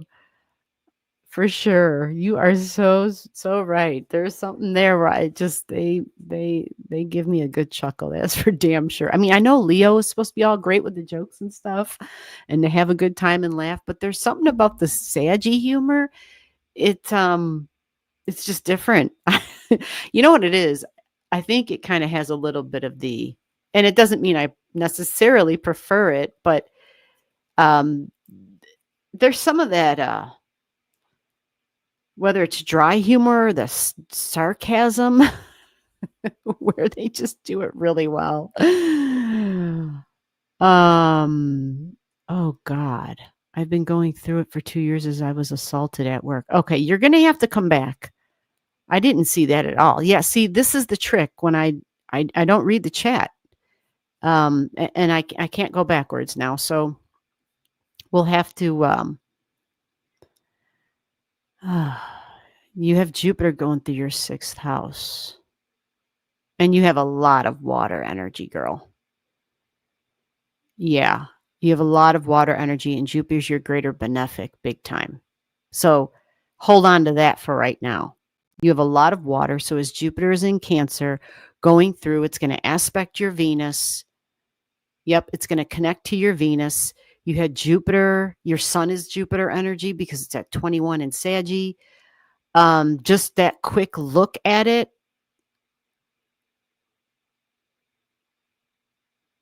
Yeah. But again, that's just a quick look though. So that looks promising. I'll put it like that.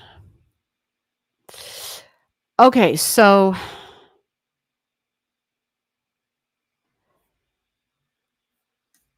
did Jess say yeah that I'm here? No. I don't see Jess saying I'm here. Or did I miss it? Yeah, Jess must have left. All right, it's 11:20. Is there anybody else? Scorpio says the dry side. Yeah, is that what it is, Stacy? Yeah, there's something there where it's well, Stacy, you do it. You do it a lot, actually. You do. You come up with some good ones. Yeah, no Jess, then Stephanie. Oh, okay, Stephanie's next. Yeah, because I don't see an answer from Jess, and yeah, either you're here listening and you're like, yes, I'm here, or you're not. All right. Stephanie. Does that mean Steffi G? Or is there a different person here? Is that Steffi G that she's talking about that's next? Stephanie. I'm assuming that would be Steffi G. I don't see a Stephanie in here. All right, Stephanie. Do you want the link, or Steffi? Hey, Cats, how are you? I see Cats is in here. What's going on, Cats? Hope you're doing well. Hope you're doing well. All right, so okay, so it is Steffi G. Well, Steffi G, there's the link if you want it. And let me get your chart. Let me find the damn software and get the chart up in here. Yeah, the days of our lives, Steffi G. What's going on? I remember the last time you were here, there was some kind of some serious stuff going on in your life, actually. Kind of big stuff, right? Is Steffi still here? Maybe she's sleeping. Maybe she's went to work. Maybe she doesn't want me to look at her chart. I don't know, but I'm pulling it up. But I won't if she doesn't say yeah. Where is she? Is she here still?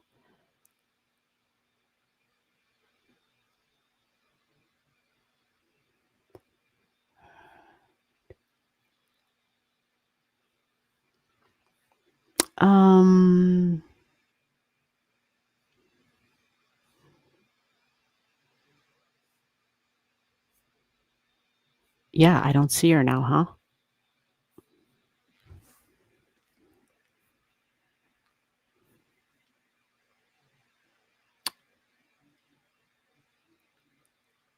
Yeah, Steffi must have left. No Steffi, then drawing momentum. Oh, okay, yeah, and I have drawing momentum's chart drawn up. Is drawing momentum here?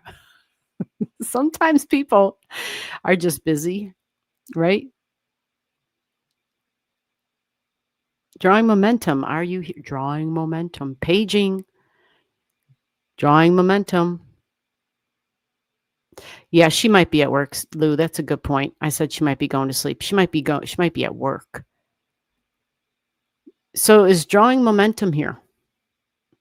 Oh, drawing momentum said, I'm here, I'm cooking. Okay, well then let me grab your chart. Yep, not a problem. I already had drawing momentum's all ready to go because she had messaged me, sent me an email, which makes my life lovely. You send me an email. I know, right? What are you cooking? That's what we want to know. Damn it. What's for dinner? What's for dinner?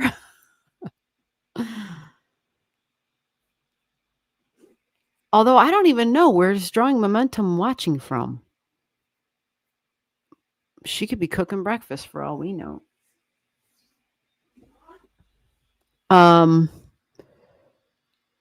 Chinese stir fry.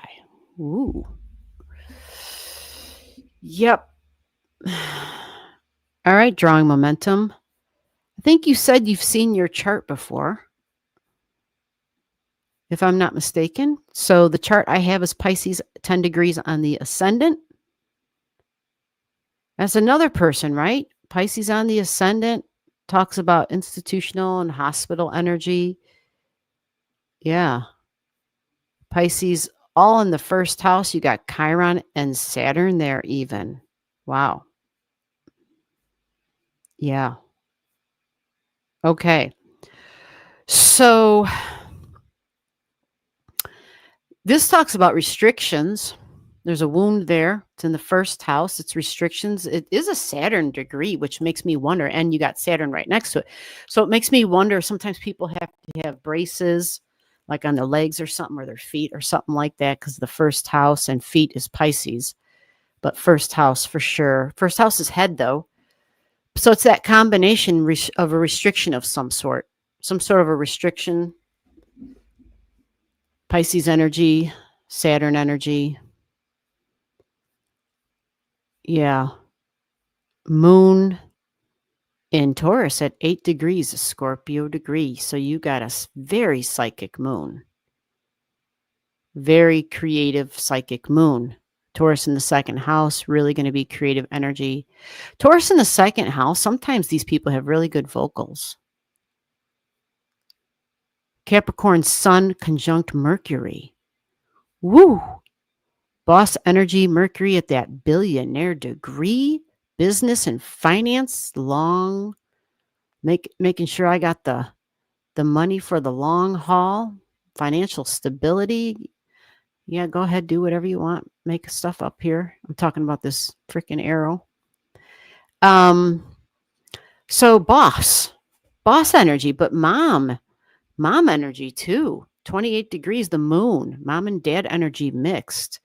Interesting.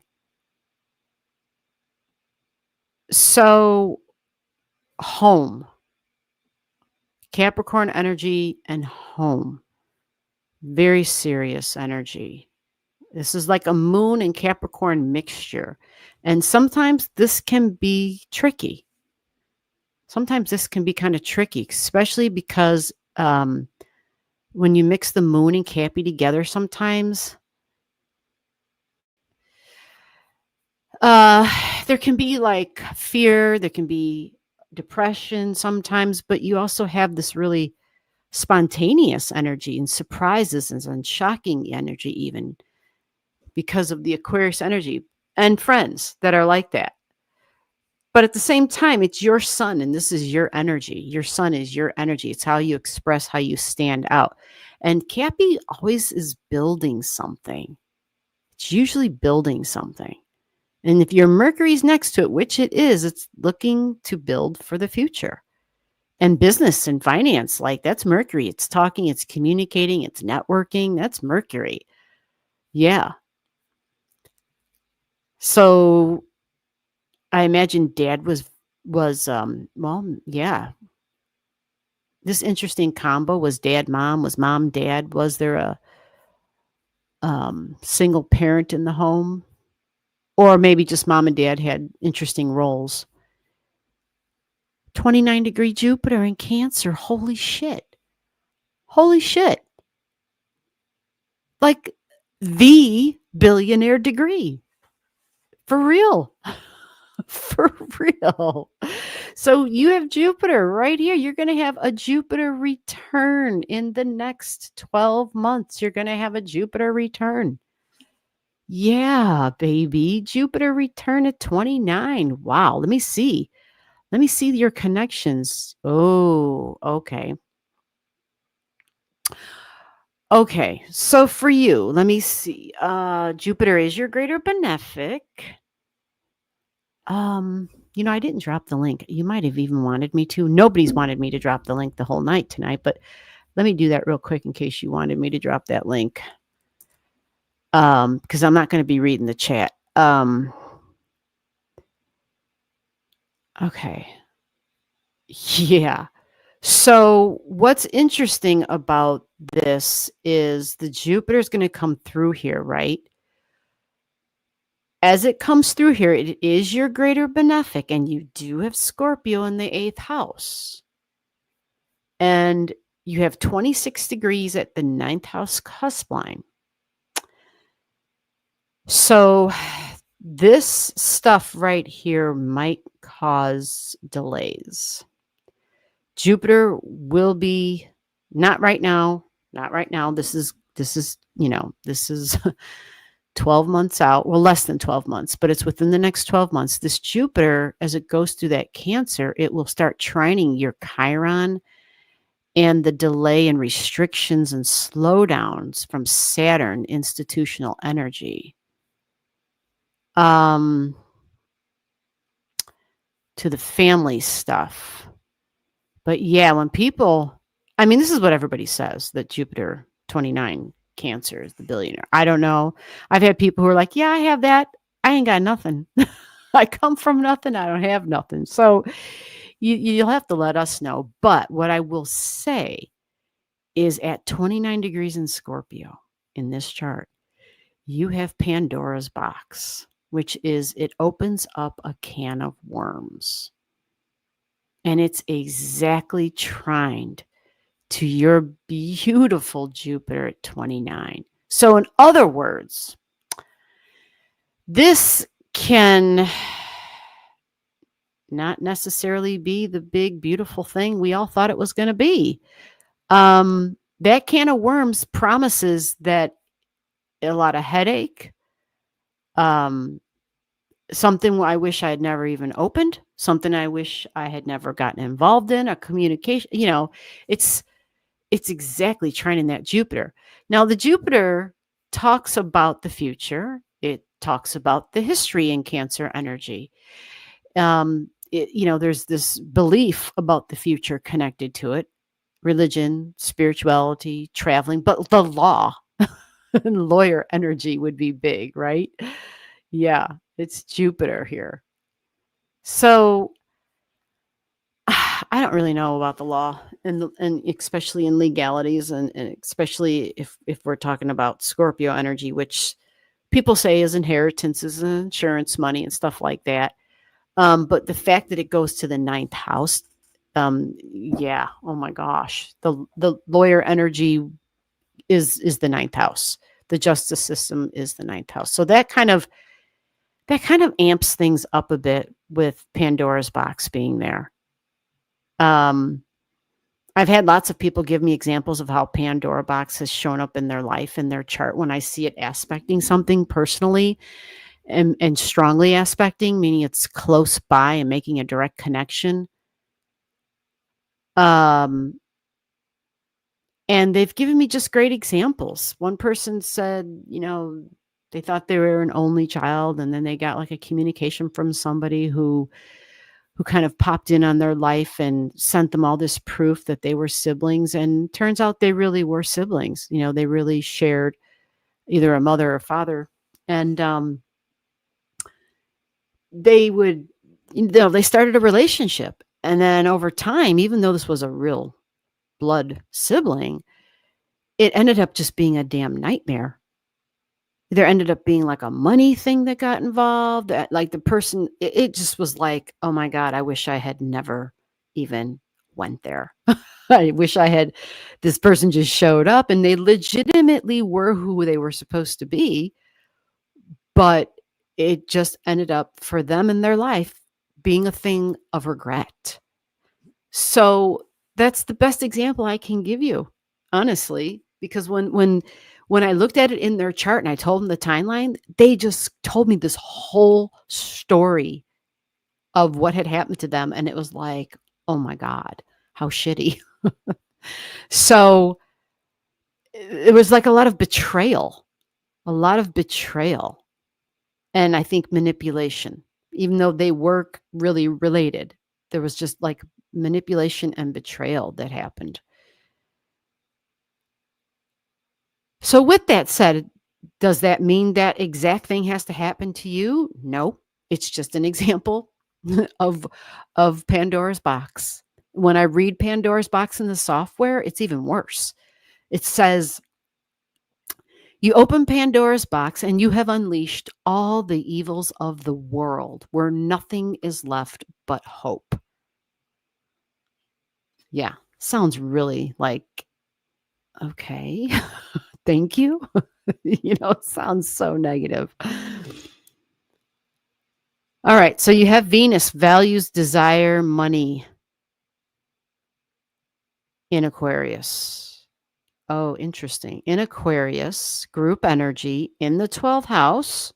So stuff can, when our values are in the 12th can make things disappear or fuzzy, or there's mystery around it.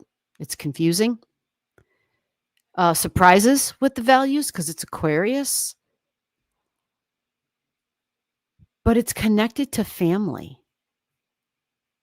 Group energy, it's connected to family, the values, the money, and possibly foreign lands, foreign countries, might be old money, right?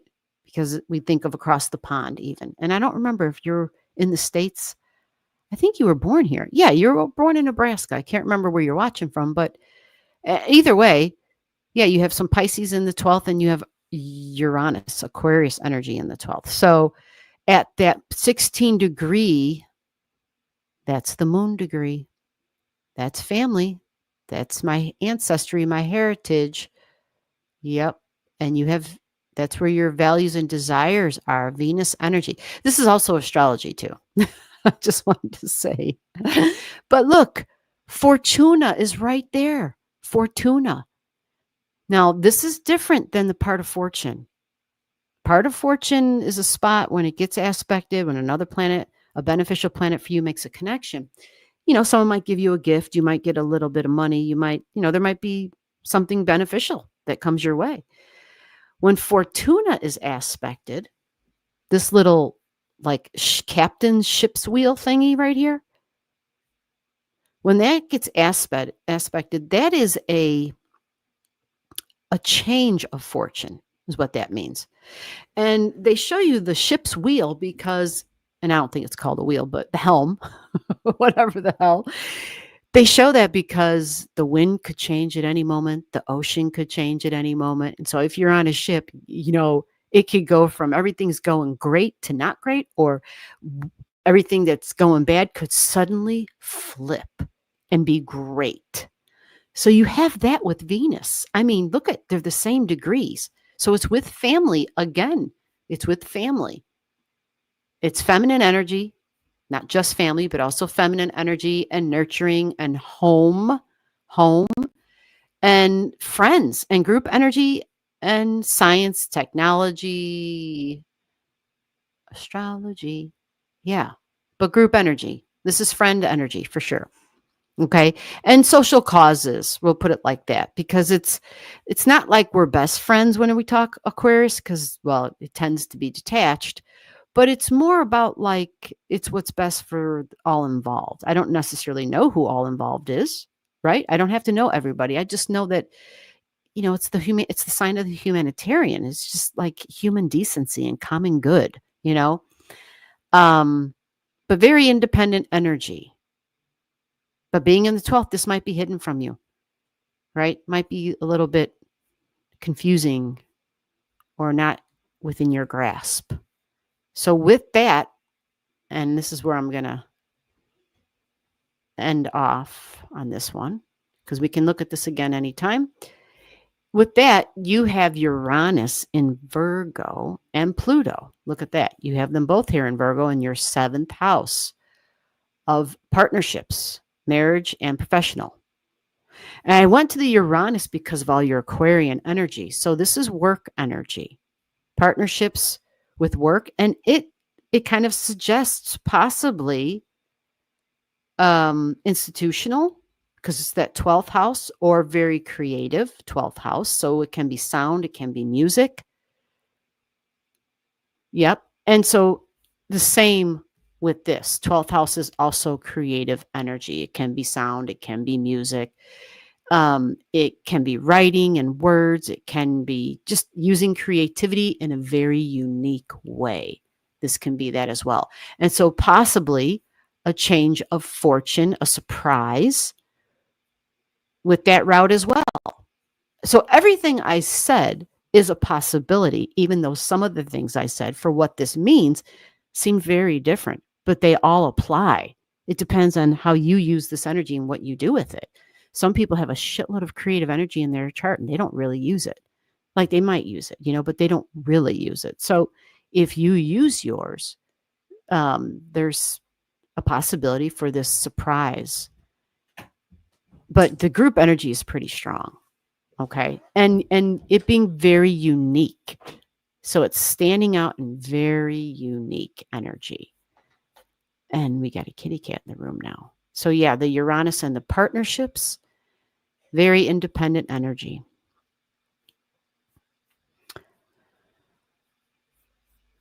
All right. So yeah, I hope that works. I hope it makes sense. And I will let me take a peek at who we got in here.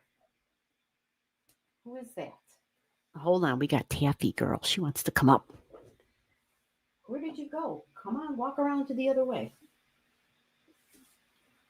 Come on this way. Are you coming up? Okay. Did you grow thumbs? How did you open the door? My candle. What's with these candles? They burn out really fast all of a sudden. I mean, usually these candles last for like 3 hours at least, these little tea candles I have. And sometimes they go for 4 hours. This is the second one I lit today, and yeah, it's already out. Okay, Taffy's hanging low tonight. She's just going to sit here under my arm. Yeah. All right, so Steffi G, I think you're up if you're here. Oh, she doesn't want to turn. Okay. Does Steffi want to turn? You can go, Murphy. I can't.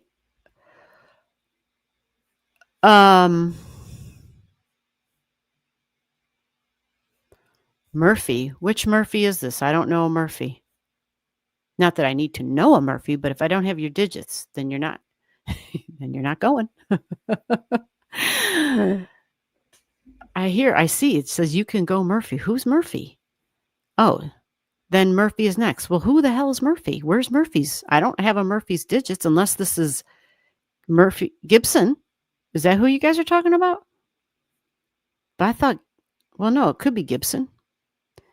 Gibson, where are you at? Okay, so it's Gibson Murphy. Are you next? I ate an entire bag of Oreos. You tried to get in 3 times? Oh my God, what happened? I called your name. Oh no. We assumed you were at work or something. Oh.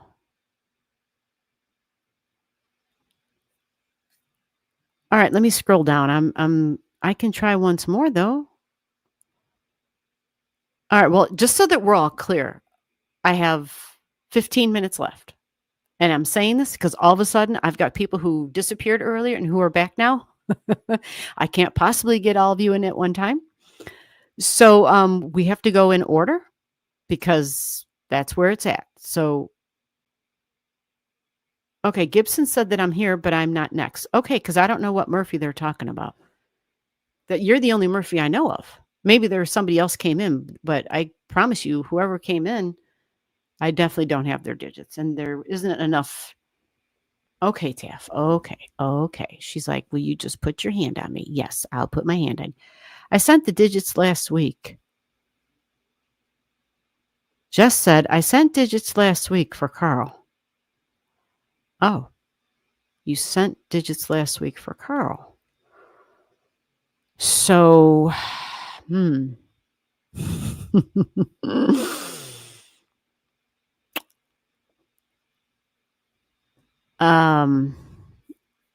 Yeah, that actually might be a good idea. You might want to do the link. You might want to grab this link, Jess. It looks like you're going next, and I'm slightly confused. So you're next. You want me to create a chart for Carl?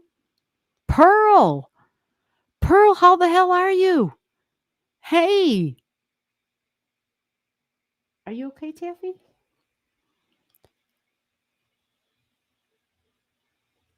Taffy says hello. Yeah. Pearl, where are you watching from? Because I gotta make sure this is who I think it is. Not that I know Pearl personally, but Pearl used to communicate. You're doing great. Oh, good. Good, good, good. Listen, I can only use one hand. All right, did I drop the link? Pearl said, yes, it's me. All right, well, I'm glad you're doing good, Pearl. Awesome. It's been a while. It's been a while. Okay, Taffy. Okay, thank you. Thank you. Okay. Okay. She's like, I'll lick your fingers if you scratch under my chin.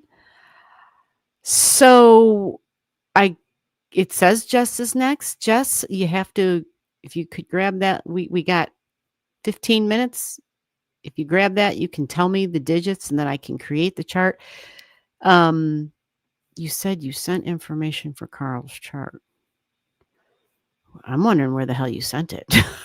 I'm just being real because it doesn't mean that you didn't, but it's ringing no bell in this head.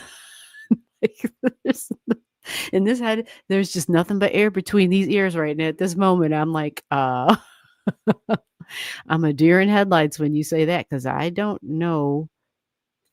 I mean, yeah.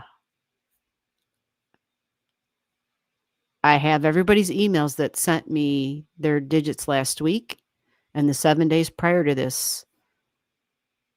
Mhm. And yours was not one of them.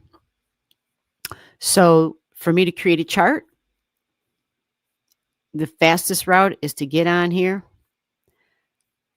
The link dropped. Really? So StreamYard's not allowing this then? StreamYard's making this a pain in everybody's ass tonight, huh? Well, I might have to file a complaint with them and say, what the hell, man? I tried to do a live stream.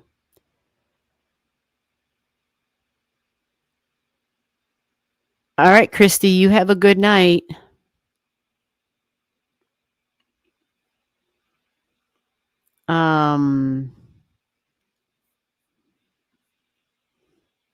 Like, where the hell's Christy going? She said, see you all in July. It's June 14th.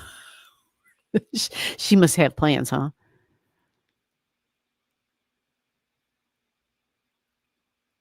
Okay, so maybe Jess is having a difficult time with the, well, obviously not with just the link, but maybe Jess's internet doesn't work either. Like, maybe that's a problem tonight because it seems like it's that kind of a night.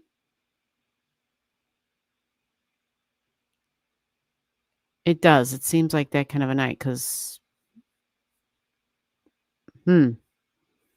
yes, you go ahead and rest up, Cats. Thanks for dropping in and saying hello. I appreciate it. Yep.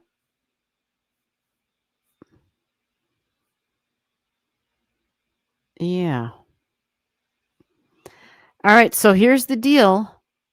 If your chart didn't get looked at tonight, and if it's not your chart or somebody else's, like a great example is Jess just said I sent digits for Carl last week. You want to send me an email, and you got to make sure that your email has names that I recognize. You can say things like, this is Jess, and these are the digits for a chart that I want you to draw up for the next live stream next week, and put the name Carl on it. Like, make sure all the pieces of this puzzle are present in the email. And then that way I can have the chart ready for you when you come back. Okay. Yes, I know there's 12 minutes. Thank you. But I don't have digits. So, I'm not, yeah. And That's just the way it is. I'm moving faster through the charts because I've made a promise to myself I will not go over anymore. It's too much stress on my eyes, so I'm not doing it. I just can't. And it is way easier for me to have the charts made up ahead of time. It's easier on my eyes to have the charts made up ahead of time. It just is. It really, really is. So, Jess, whatever email you sent, resend it to the email down below. And I know you sent me an email a long time ago, once in the past, to give me your original digits. So maybe you accidentally didn't send it. I mean, I don't know, but I did not get a recent email from you. And I checked my emails multiple times because I had multiple people who sent me their digits. Yep. Yeah. Okay. So somebody said Aaron Reichwald. Aaron is back. Well, Aaron, didn't know you were here, but thank you for coming by. And I think we are officially winding it down. My great uncle was extremely wealthy and famous, but estranged. Lots of family history stuff. Oh, mom and grand. Yeah, yeah. Wow. Yeah. Wow. Oh, I'm just reading this. Controversial inheritance. Ah. Hmm. Yeah, super lucky, right, Stacy? Do you see that? Jupiter in the fifth? I know. Maybe just go ahead and play the lotto instead.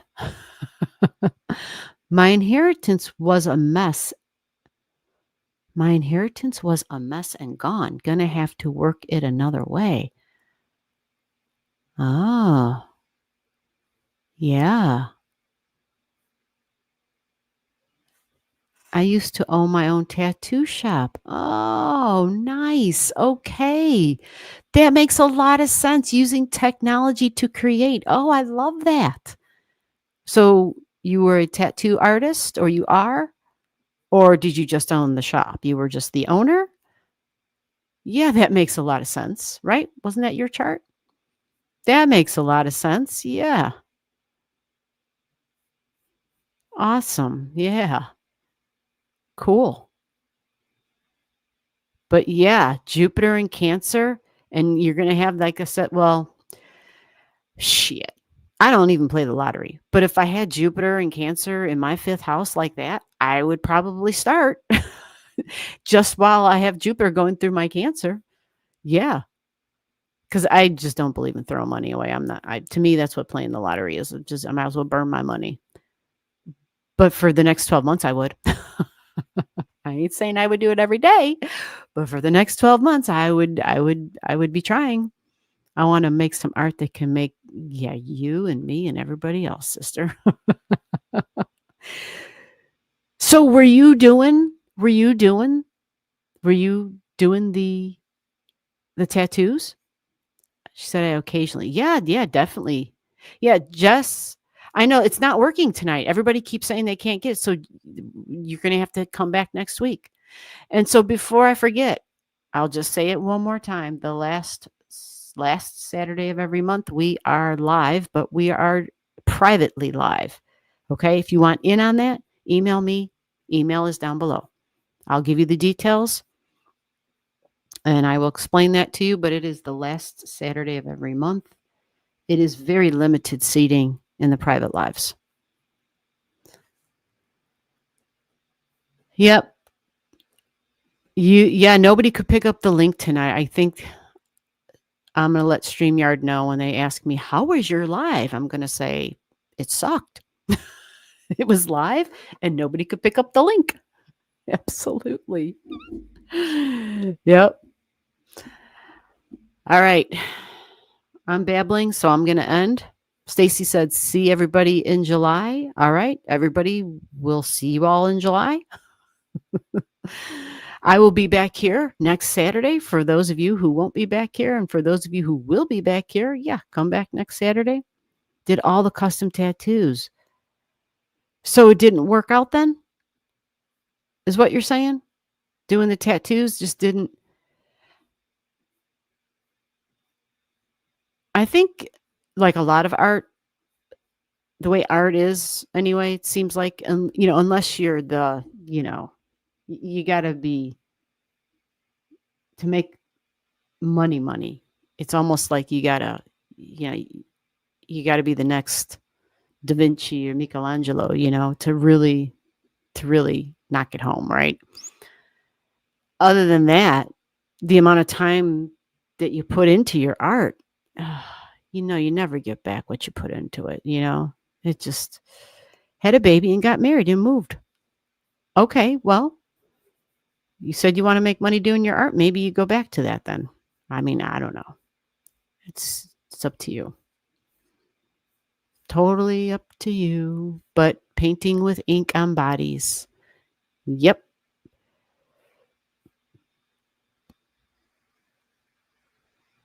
Oh, well, happy birthday in advance, Stacy. Oh, your birthday weekend. Or birthday week. I don't know. Some people celebrate it for a whole freaking month. Who knows?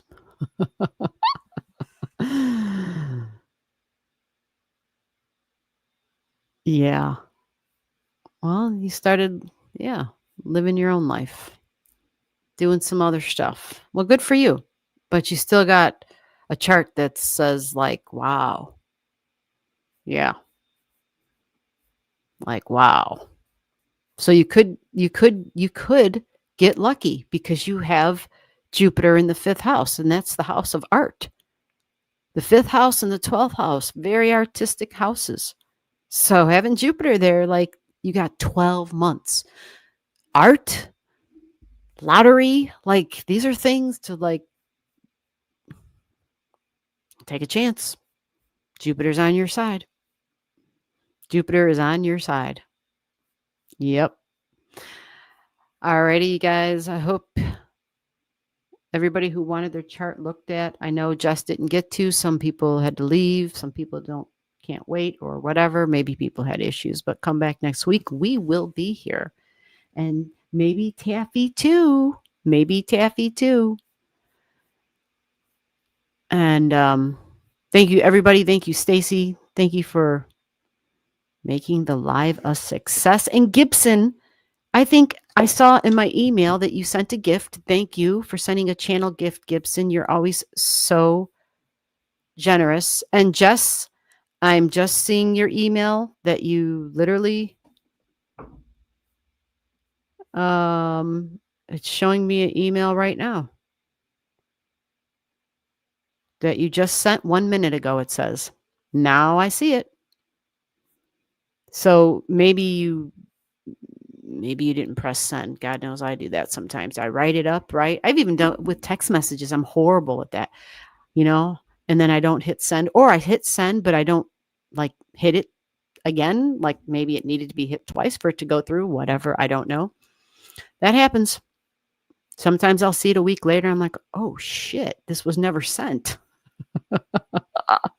When I'm in a rush, that's what happens. No doubt. All right, guys, we're all set. Have a great night. Everybody take care. Stay sane. And we will be back here next week. Till next time. Taffy says bye. G says bye. Bye-bye.